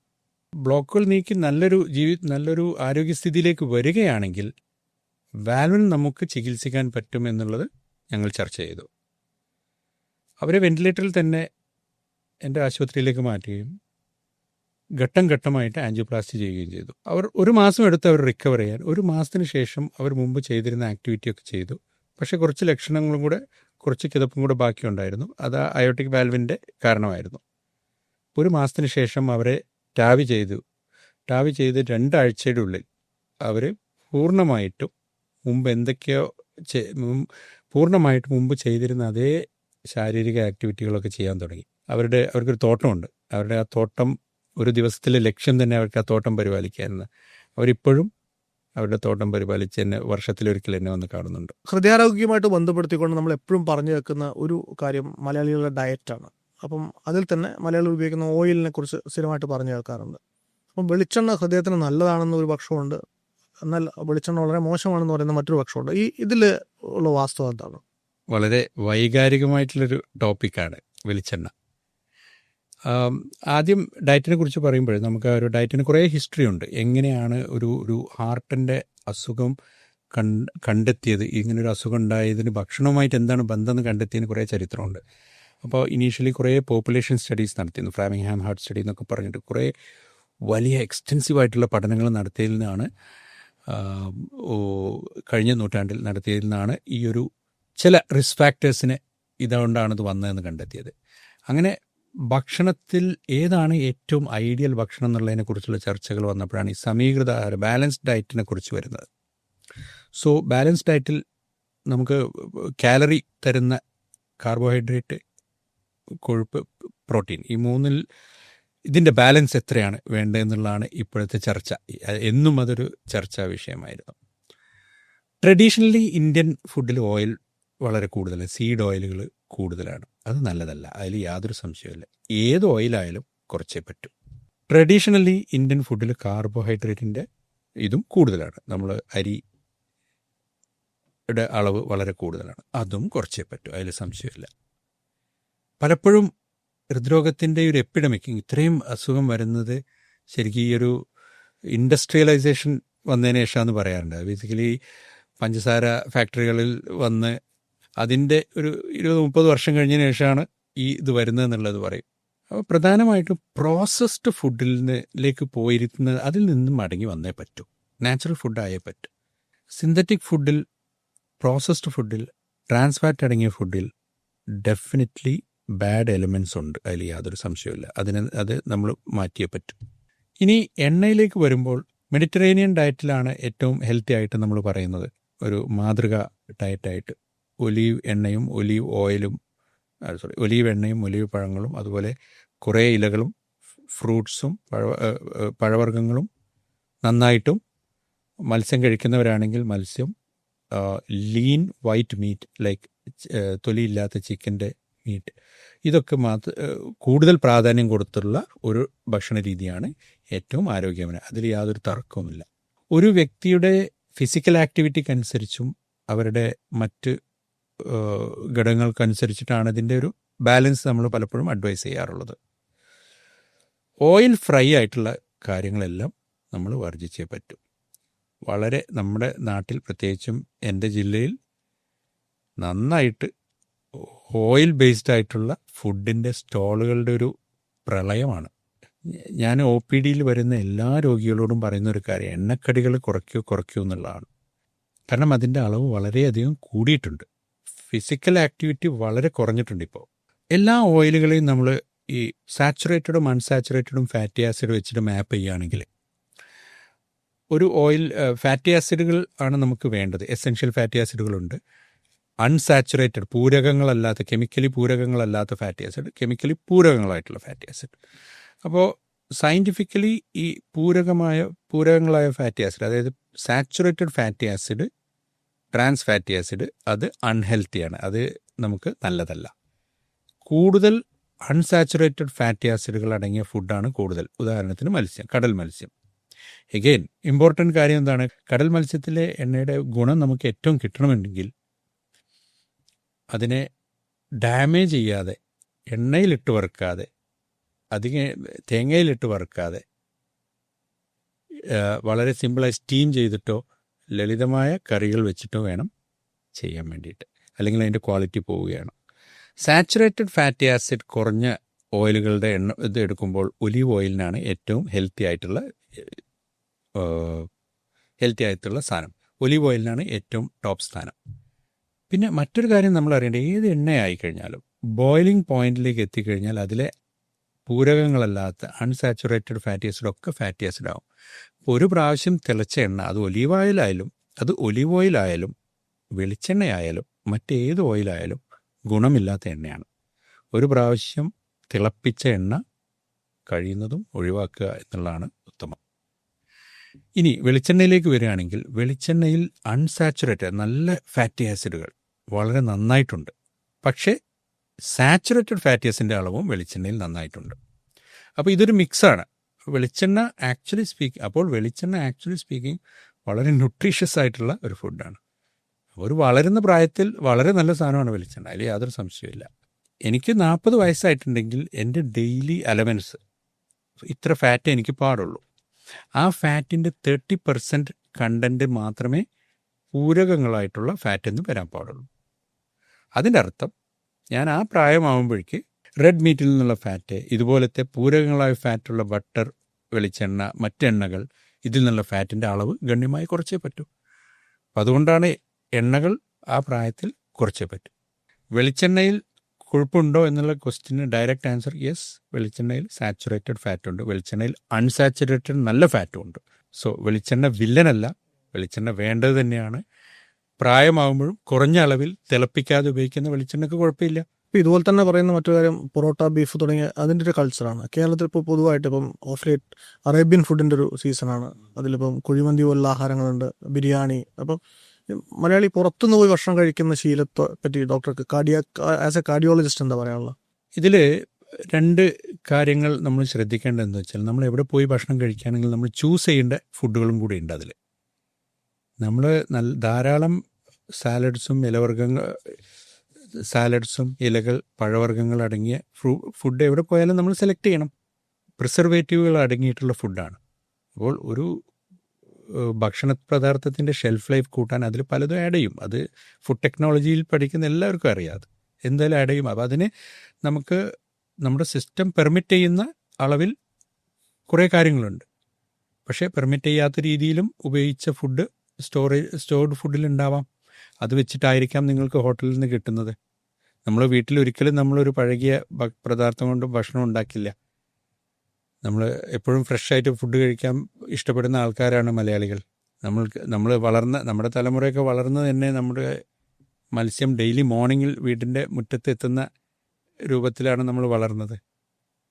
അതിൽ നിന്ന് മാറിയിട്ട് സ്റ്റോർഡ് ഫുഡും അതുപോലെ പ്രിസർവേറ്റീവ് അടങ്ങിയുള്ള ഫുഡിൻ്റെ കൾച്ചറിലേക്ക് പോകുന്നത് ആരോഗ്യകരമേ അല്ല എന്നുള്ളത് കാര്യത്തിൽ യാതൊരു തർക്കവുമില്ല. ഇതുപോലുള്ള വേറൊരു മിത്താണ് അല്ലെങ്കിൽ വേറൊരു ആശയമാണ് ഇപ്പം ഡോക്ടർമാർ തന്നെ പറഞ്ഞിട്ടുണ്ട്, ദിവസം 2 പെഗ് അല്ലെങ്കിൽ 1 പെഗ് ബ്രാൻഡി അടിച്ചു കഴിഞ്ഞാൽ ഹാർട്ട് നല്ലതാണെന്ന് പറയുന്നത്. ആൽക്കഹോളുമായിട്ട് അങ്ങനെ ഹൃദയത്തെ കണക്ട് ചെയ്യാൻ പറ്റുമോ? ഇത് കുഴപ്പിക്കുന്ന ചോദ്യമാണ്. എന്നാലും പറയാം, ഹാർട്ടിൻ്റെ ആൽക്കഹോളിന് വളരെ ഇൻഡയറക്റ്റ് ആയിട്ടാണ് കൂടുതൽ കാർഡിയക് ഹെൽത്തുമായിട്ടുള്ള ബന്ധങ്ങളുള്ളത്. ടൊബാക്കോ ആണ് വില്ലൻ. ടൊബാക്കോ ഏത് രൂപത്തിലും നമ്മൾ ഒഴിവാക്കിയേ പറ്റും, അതിൽ യാതൊരു സംശയമില്ല. നമ്മൾ ട്രഡീഷണലി ഹാർട്ട് അറ്റാക്കിന് കാരണമായിട്ടുള്ള 4 മേജർ റിസ്ക് ഫാക്ടേഴ്സിൽ ഫസ്റ്റ് ടൊബാക്കോ, പിന്നെയാണ് ഷുഗർ, പ്രഷർ, കൊളസ്ട്രോൾ വരുന്നത്. അപ്പോൾ ടൊബാക്കോ കഴിക്കുന്നവരുണ്ടെങ്കിൽ ഫുൾ സ്റ്റോപ്പ് ചെയ്യല്ലാതെ യാതൊരു ആൾട്ടർനേറ്റീവും ഇല്ല. ആൽക്കഹോൾ ഇൻഡയറക്റ്റ് ആയിട്ട് ഹാർട്ടിനെ ബാധിക്കാം. കൊളസ്ട്രോളിൽ അൺഹെൽത്തി ആയിട്ടുള്ള ചേഞ്ചസ് ഉണ്ടാക്കാം, ബ്ലഡ് പ്രഷറിൽ ഫ്ലക്ച്വേഷൻസ് ഉണ്ടാക്കാം. ഈ രീതിയിലൊക്കെ ഹാർട്ടിൻ്റെ ആരോഗ്യത്തിനെ ഇത് ബാധിക്കാൻ സാധ്യതയുണ്ട്. പഴയകാല ഡോക്ടേഴ്സ്, ഞാൻ പ്രിസ്ക്രിപ്ഷനിൽ വരെ 2 പെഗ് പ്രിസ്ക്രിപ്ഷനിൽ കൊടുത്ത ഡോക്ടേഴ്സൊക്കെ ഞാൻ കണ്ടിട്ടുണ്ട്. അത് ആദ്യകാല പഠനങ്ങളിലെ ഫ്രഞ്ച് റെഡ് വൈനിൻ്റെ ക്വാളിറ്റി വെച്ചിട്ടായിരുന്നു അതുണ്ടായിരുന്നത്. അത് നല്ല കൊളസ്ട്രോളായ HDLൻ്റെ അളവ് കൂട്ടാൻ വേണ്ടിയിട്ട് അത് ഉപയോഗിക്കാം എന്നുള്ളൊരു പഠനങ്ങളുണ്ടായിരുന്നു. അത് പലപ്പോഴും ശരിയാണ്. പക്ഷേ അതിൻ്റെ മറ്റു രീതിയിലുണ്ടാവുന്ന ദൂഷ്യഫലങ്ങൾ വെച്ച് നോക്കുമ്പോൾ ഈ അഡ്വാൻറ്റേജ് വളരെ മൈനറാണ്. അപ്പോൾ ആൽക്കഹോളും ഒരു ലഹരി തന്നെയാണ്. അത് ഹൃദയത്തിനെ ഇൻഡയറക്റ്റ് ആയിട്ട് ബാധിക്കാം. മുഴുവൻ സമയം പുറത്തുനിന്ന് ഭക്ഷണം കഴിക്കുന്നവരുണ്ട്, കുടുംബത്തെ അകന്നു കഴിയുന്നതിൻ്റെ ടെൻഷൻ അനുഭവിക്കുന്നവരുണ്ട്, ജോലി സ്ഥലത്തെ പ്രഷർ അനുഭവിക്കുന്നവരുണ്ട്. ഈ മാനസിക സമ്മർദ്ദവും തുടങ്ങിയ പ്രവാസവുമായിട്ട് ബന്ധപ്പെട്ടുള്ള മറ്റു കാര്യങ്ങളും ഹൃദയാരോഗ്യത്തെ എങ്ങനെയാണ് ബാധിക്കുന്നത്? ശരിക്കും പല പഠനങ്ങളിലും നമ്മൾ കാണുന്നുണ്ട്, നമ്മുടെ working hours, working stress level, ഇതെല്ലാം ഹൃദയാരോഗ്യത്തിനെ പ്രതികൂലമായി ബാധിക്കുന്നുണ്ട്. ചെറുപ്പക്കാരായ പ്രവാസികളിൽ ഹാർട്ട് അറ്റാക്കിൻ്റെ എണ്ണം കൂടിയതായിട്ട് ഞങ്ങൾ വളരെ ക്ലിയറായിട്ട് മനസ്സിലാക്കിയതാണ്. പ്രവാസികളിലെ ജീവിതശൈലി ഇവിടെ നിന്ന് കുറച്ച് വ്യത്യസ്തമാണ്. അവർക്ക് ഫാമിലിയുമായി അകന്നിരിക്കുന്ന ആളുകളുണ്ട്, അതിൻ്റെ സ്ട്രെസ്സുണ്ട്. വർക്കിംഗ് അവേഴ്സ് മറ്റൊരു രാജ്യമാണെങ്കിൽ ഇന്ത്യയെ പോലെ തന്നെ വർക്കിംഗ് അവേഴ്സ് വളരെ കൂടുതലാണ്. സെയിൽസിൻ്റെ ടാർഗറ്റ് കൂടുതലാണ്. ഇതെല്ലാം സെയിൽസിലുള്ളവർക്ക് പ്രത്യേകിച്ച് ഞാൻ കണ്ടിട്ടുണ്ട്, സ്ട്രെസ്സ് ഭയങ്കര എമൗണ്ട് കൂടുതലാണ്. ശരീരത്തിൻ്റെ ആരോഗ്യത്തിനെ പോലെ തന്നെ മനസ്സിൻ്റെ ആരോഗ്യത്തിനും ഒരു മെയിൻ്റനൻസ് എല്ലാവരും ചിന്തിക്കണം. നല്ല ലൈഫ് സ്റ്റൈൽ ജീവിക്കാനുള്ള സാഹചര്യങ്ങൾ അവിടെ കൂടുതലുണ്ട്. പല രോഗികളും എന്നോട് വന്ന് പറയാറുണ്ട്, ഇവിടെ വന്നാലാണ് ഭക്ഷണം കൂടും, നടത്തം കുറയും. ഇവിടെ വന്നു കഴിഞ്ഞാൽ ട്രൈഗ്ലിസറൈഡ് കൂടും, LDL കൂടും, വെയിറ്റ് കൂടും. ലാസ്റ്റ് ലീവിന് പോകുമ്പോൾ പറയും, ഒരു കുഴപ്പമില്ല ഡോക്ടർ, ഞാനത് ഗൾഫിൽ പോയിട്ട് ഞാൻ ശരിയാക്കും, കാരണം അവിടെ നല്ലോണം നടക്കാൻ പറ്റും, അവിടുത്തെ ഫുഡിൽ നല്ലോണം സാലഡ്സ് കൂടുതലാണ്. സോ അവിടെ ഓപ്ഷനുണ്ട്. അപ്പോൾ നമ്മൾ ഇവിടുന്ന് പോകുമ്പോഴും ഇവിടുത്തെ അതേ ഭക്ഷണ രീതി അവിടെ റെപ്ലിക്കേറ്റ് ചെയ്യാൻ ശ്രമിക്കുന്നതും കൂടെയാണ് ഒരു പ്രോബ്ലം. അപ്പോൾ എന്താണ് ചെയ്യേണ്ടത്? ഒന്ന്, ഹെൽത്തി ലൈഫ് സ്റ്റൈൽ ആദ്യം മുതലേ ചെയ്യുക. നിങ്ങൾ 25 വയസ്സാണെങ്കിലും ഹെൽത്തി ലൈഫ് സ്റ്റൈൽ തുടങ്ങുക എന്നുള്ളതാണ്. അതിൽ ഭക്ഷണമുണ്ട്, 7 മുതൽ 8 മണിക്കൂറിൻ്റെ തുടർച്ചയായ ഉറക്കമുണ്ട്, ലഹരികൾ ഉപയോഗിക്കാതിരിക്കണം, സ്ട്രെസ്സിനെ മാനേജ് ചെയ്യണം, എക്സസൈസ് നന്നായി ചെയ്യണം. ഇതിന് പ്രായപരിധിയില്ല. പ്രായമായവർ ഇത് തുടങ്ങുമ്പോൾ അത് ചെക്കപ്പ് ചെയ്തിട്ടേ തുടങ്ങാൻ പാടുള്ളൂ എന്ന് മാത്രം. അപ്പോൾ എസെൻഷ്യലി നമുക്ക് ലൈഫ് സ്കില്ലിൽപ്പെട്ട ഒരു ഇതായി മാറണം. ഒന്ന് സ്വയം കുക്ക് ചെയ്യാൻ പഠിക്കണം. ഒരു ഹെൽത്തി ആയിട്ടുള്ള ഫുഡ്. ഇത്രയും ടെക്നോളജി നമ്മുടെ കയ്യിലുണ്ട്, അതിനൊന്നും എവിടെയും പോകേണ്ട ആവശ്യമില്ല, മൊബൈലിൽ നിങ്ങൾക്ക് കിട്ടും. പിന്നെ ഫുഡ് സോഴ്സ് കണ്ടെത്തുമ്പോൾ നല്ല സോഴ്സ് കണ്ടെത്തണം. മാനസികാരോഗ്യത്തിന് ഓരോ വ്യക്തിയും അവനവനോട് ചോദിക്കണം, ഞാൻ എങ്ങനെ എൻ്റെ സന്തോഷം കണ്ടെത്തണം എന്നുള്ളത്. ജോലിയിൽ ചെയ്യാതെ നമുക്ക് ജീവിക്കാൻ പറ്റില്ല. ഈ സ്ട്രെസ്സൊക്കെ നമ്മുടെ മരണം വരെ ഉണ്ടാവും. ഈ ഒരു ജോലിയും അതിൻ്റെ ബാധ്യതകളും മരണം വരെ ഉണ്ടാവും. അതിനെങ്ങനെ ബാലൻസ് ചെയ്ത്, എങ്ങനെ ഇടയ്ക്കൊരു മീ ടൈം എനിക്ക് വേണ്ടിയുള്ളൊരു സമയം, എൻ്റെ ഹാർട്ടിന് അല്ലെങ്കിൽ എൻ്റെ ശരീരത്തിന് വേണ്ടിയുള്ളൊരു ടൈം കണ്ടെത്തണം. സ്വയം ഉല്ലാസം എങ്ങനെ കണ്ടെത്തണം, ഇതൊക്കെ കണ്ടെത്തി ജീവിതശൈലി മാറ്റുക എന്നുള്ളത് മാത്രമേ അതിന് രക്ഷയുള്ളൂ. അത് പറ്റും. അത് എഫക്റ്റീവായി ചെയ്ത് വർഷങ്ങളിൽ വന്ന് ചെക്കപ്പ് ചെയ്യുന്ന വളരെ ഫിറ്റായിട്ടുള്ള ആൾക്കാരെ ഞങ്ങളുടെ അടുത്ത് വരാറുണ്ട്, ചെക്കപ്പിന് വരാറുണ്ട്. നമ്മുടെ നാട്ടിലെ വീട്ടമ്മമാർ പലപ്പോഴും അവരുടെ ഹൃദയാരോഗ്യത്തെ അത്ര സീരിയസ് ആയിട്ട് കാണാറില്ല എന്നുള്ളതാണ്. ഹൃദയാരോഗ്യത്തെ നല്ല പൊതുവെ ആരോഗ്യത്തെ കാണാറില്ല എന്നുള്ളതാണ്. ഇപ്പോൾ വീട്ടമ്മമാർക്ക് ഡോക്ടർ കൊടുക്കാനുള്ള ഒരു ഉപദേശം എന്താ ഹൃദയാരോഗ്യവുമായിട്ട് ബന്ധപ്പെട്ടുകൊണ്ട്? സ്ത്രീകൾക്കുള്ള ഒരു ബെസ്റ്റ് അഡ്വാൻറ്റേജ് എന്താണെന്നറിയോ, നമ്മൾ അവരുടെ മെൻസ്ട്രുവേഷനുള്ള പീരീഡിൽ അവർക്ക് ഹോർമോണൽ പ്രൊട്ടക്ഷൻ കാരണം ഈ ടൈപ്പ് ഹാർട്ടിൻ്റെ ടൈപ്പ് അസുഖങ്ങൾ വളരെ അപൂർവമാണ്. ഇല്ല എന്നല്ല, വളരെ അപൂർവമാണ്. അതുണ്ടെങ്കിൽ അതിന് വേറെ പല കാരണങ്ങളുള്ളവർക്കാണ് കാണുന്നത്. നിങ്ങൾ ശ്രദ്ധിച്ചിട്ടില്ല, ഹാർട്ട് അറ്റാക്ക് വരുന്ന ഈ ചെറുപ്പക്കാരിൽ വരുന്നതൊക്കെ അധികം പുരുഷന്മാരാണ്. ഒരു സ്ത്രീയുടെ ഹാർട്ട് അറ്റാക്ക് വരാനുള്ള റിസ്ക് കൂടുന്നത് മെനോപോസ് വന്നതിന് ശേഷമാണ്. മെനോപോസ് വന്ന് വർഷങ്ങൾക്ക് ശേഷം അവരുടെ ബോഡിയിൽ വരുന്ന മാറ്റങ്ങളിലൂടെയാണ് ഹാർട്ട് അറ്റാക്ക് വരാനുള്ള റിസ്ക് പുരുഷന്മാരെ പോലെ തന്നെ ആവുന്നത്. പലപ്പോഴും നമ്മുടെ വീട്ടിലെ മുതിർന്ന സ്ത്രീകൾ അവരുടെ കാര്യങ്ങൾ ഏറ്റവും കുറച്ച് ശ്രദ്ധിക്കുകയും മറ്റുള്ളവരുടെ കാര്യങ്ങൾ കൂടുതൽ ശ്രദ്ധിക്കുകയും ചെയ്യുന്ന ആളുകളായിരിക്കാം. 40-45 വയസ്സാകുമ്പോഴേക്ക് സ്ത്രീകളുടെ ആരോഗ്യത്തിൻ്റെ ശ്രദ്ധിക്കേണ്ടത് വളരെ ഇമ്പോർട്ടൻ്റ് ആണ്. അതുപോലെ തന്നെ മെനോപോസ് അടുക്കും തോറും ഹാർട്ടിൻ്റെ കൂടുതലുള്ള ചെക്കപ്പുകൾ നേരത്തെ ചെയ്ത് ഹൃദയ സംബന്ധമായ അസുഖങ്ങൾ വരാതിരിക്കാനുള്ള പ്രിവെൻറ്റീവ് മെഷേഴ്സ് എടുക്കേണ്ടത് സ്ത്രീകൾക്ക് വളരെ ഇമ്പോർട്ടൻ്റ് ആണ്. അപ്പോൾ നമ്മളെ കെയർ ചെയ്യുന്ന ആൾക്കാരെ കെയർ ചെയ്യുക എന്നുള്ളതാണ് ഓരോരുത്തരും ചെയ്യേണ്ടത്. നമ്മൾ മലയാളികൾ പലപ്പോഴും ചെയ്യുന്നൊരു കാര്യമാണ്, നമുക്കൊരു വിശ്വാസമുണ്ട് ഈ കഴിക്കുന്ന മരുന്നുകൾ വളരെ സ്ട്രോങ് ആണ്, അത് കിഡ്നിയെ ബാധിക്കും എന്നുള്ള ഒരു ടെൻഷനുണ്ട്. അതുകൊണ്ട് തന്നെ ഈ പ്രഷറിനുള്ള ഗുളികകൾ കഴിക്കുന്നവർ, കൊളസ്ട്രോളിനുള്ള ഗുളികകൾ കഴിക്കുന്നവർ ഈ ലക്ഷണങ്ങൾ ചെറുതായിട്ടൊന്ന് ശമനം ഉണ്ടാകുമ്പോൾ ഡോക്ടറോട് പോലും ചോദിക്കാതെ ഈ മരുന്നുകൾ പലതും നിർത്താറുണ്ട്, ഒറ്റയടിക്ക് നിർത്തുന്ന ആൾക്കാരുണ്ട്. അങ്ങനെ ചെയ്യുന്നത് എത്ര മാത്രം അപകടകരമാണ്? വളരെ വാലിഡ് ആയിട്ടുള്ളൊരു ക്വസ്റ്റ്യനാണ്. കാരണം ഞാൻ പലപ്പോഴും പല രോഗികളോടും അടുത്തുള്ളവരോടൊക്കെ പറയാറുണ്ട്, ഒരു ഡോക്ടറും ഒരു രോഗിയുടെ കിഡ്നി കേടുവരുത്താനുള്ള ഒരു മരുന്ന് എഴുതില്ല. അത് നമുക്കെന്തോ ഒരു തെറ്റിദ്ധാരണ ഉണ്ടായതാണ്. ബ്ലഡ് പ്രഷർ കൂടിയ ഒരു രോഗിക്ക് കുറേ വർഷങ്ങൾക്ക് ശേഷം അത് കിഡ്നിയെ ബാധിക്കാനുള്ള അസുഖം തന്നെ കിഡ്നിയെ ബാധിക്കാനുള്ള സാധ്യതയുണ്ട്. പ്രമേഹം ഉള്ള രോഗിക്ക് പ്രമേഹം കിഡ്നികളെ ബാധിച്ച് ഡയബറ്റിക് നെഫ്രോപ്പതി വന്ന് കിഡ്നിയുടെ രോഗം വരാം. കൊടുക്കുന്ന ഈ മരുന്നുകൾ കഴിച്ചുകൊണ്ടിരിക്കുമ്പോഴാണ് അവർക്ക് വരുന്നത്. വളരെ ശാസ്ത്രീയമായി തെളിയിച്ച കിഡ്നിയെ പ്രൊട്ടക്റ്റ് ചെയ്യാനുള്ള മരുന്നുകളാണ് പലപ്പോഴും പ്രഷറുള്ള രോഗികൾക്കും ഷുഗറുള്ള രോഗികൾക്കും കൊടുക്കുന്നത്.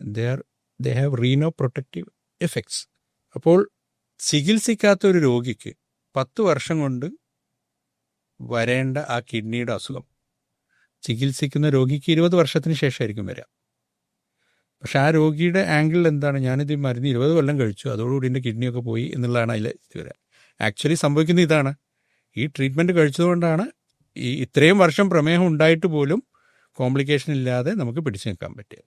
കാരണം പ്രമേഹം എന്നുള്ള രോഗം ഒരു ക്രോണിക് രോഗമാണ്. അത് അവയവങ്ങളെയും രക്തക്കൊഴലുകളെയും പ്രതികൂലമായി ബാധിക്കുന്നതാണ്. പ്രമേഹത്തിൻ്റെ പല കോംപ്ലിക്കേഷൻസും, അതിൻ്റെ അർത്ഥം ഇപ്പോൾ ഒരു 30 വർഷമായിട്ട് എനിക്ക് പ്രമേഹം ഉണ്ടെന്ന് പറഞ്ഞു കഴിഞ്ഞാൽ ഞങ്ങൾ ഡോക്ടേഴ്സ് എക്സ്പെക്റ്റ് ചെയ്യുന്ന കുറേ സെറ്റ് കോംപ്ലിക്കേഷൻസ് ഉണ്ട്. കണ്ണിൽ ചെറിയ റെറ്റിനോപ്പതി ഉണ്ടാവാം, കിഡ്നിയിൽ ചെറിയ പ്രോട്ടീൻ ലീക്ക് ഉണ്ടാവാം, ക്രിയാറ്റിൻ കൂടിയിട്ട് ബാധിച്ചിട്ടുണ്ടാവാം, രക്തക്കുഴലുകൾക്ക് ആരോഗ്യം കുറഞ്ഞിട്ടുണ്ടാവാം. എല്ലാം ഓരോന്നോരോന്ന് ടോർച്ചടിച്ച് നോക്കിയിട്ട് വേണം ട്രീറ്റ്മെൻറ്റ് വിധിക്കാൻ വേണ്ടിയിട്ട്. അപ്പോൾ പ്രമേഹത്തിൻ്റെ ഈ ഒരു കോംപ്ലിക്കേഷൻസ് എന്തായാലും ഏതെങ്കിലും ഒരു അവയവത്തിനെ ബാധിച്ചവർക്ക് വന്നിരിക്കും. ചികിത്സയുടെ ലക്ഷ്യം എന്താണ്? ഈ കോംപ്ലിക്കേഷൻസ് വരാനുള്ള സാധ്യതയെ തള്ളി നീക്കി മുന്നോട്ട് കൊണ്ടുപോകുക. കോംപ്ലിക്കേഷൻ വരുന്നുണ്ടെങ്കിൽ നേരത്തെ കണ്ടുപിടിച്ച് അതിനെ ട്രീറ്റ് ചെയ്യുക എന്നുള്ളതാണ്. അപ്പോൾ ഇൻസിഡൻ്റലി ആ കോംപ്ലിക്കേഷൻ വരുന്ന സമയത്ത് രോഗി മരുന്നായിരിക്കും കഴിക്കുന്നുണ്ടാവുക. അപ്പോൾ അതിൻ്റെ മേലെയുള്ള തെറ്റിദ്ധാരണയാണ്. ഹാർട്ടിൻ്റെയും ബ്ലഡ് പ്രഷറിൻ്റെയും ഷുഗറിൻ്റെയും മരുന്നുകൾ ഡോക്ടറിൻ്റെ റെഗുലർ ചെക്കപ്പ് പ്രകാരം കണ്ടിന്യൂ ചെയ്യുക എന്നുള്ളത് വളരെ വളരെ ഇമ്പോർട്ടൻ്റ് ആണ്.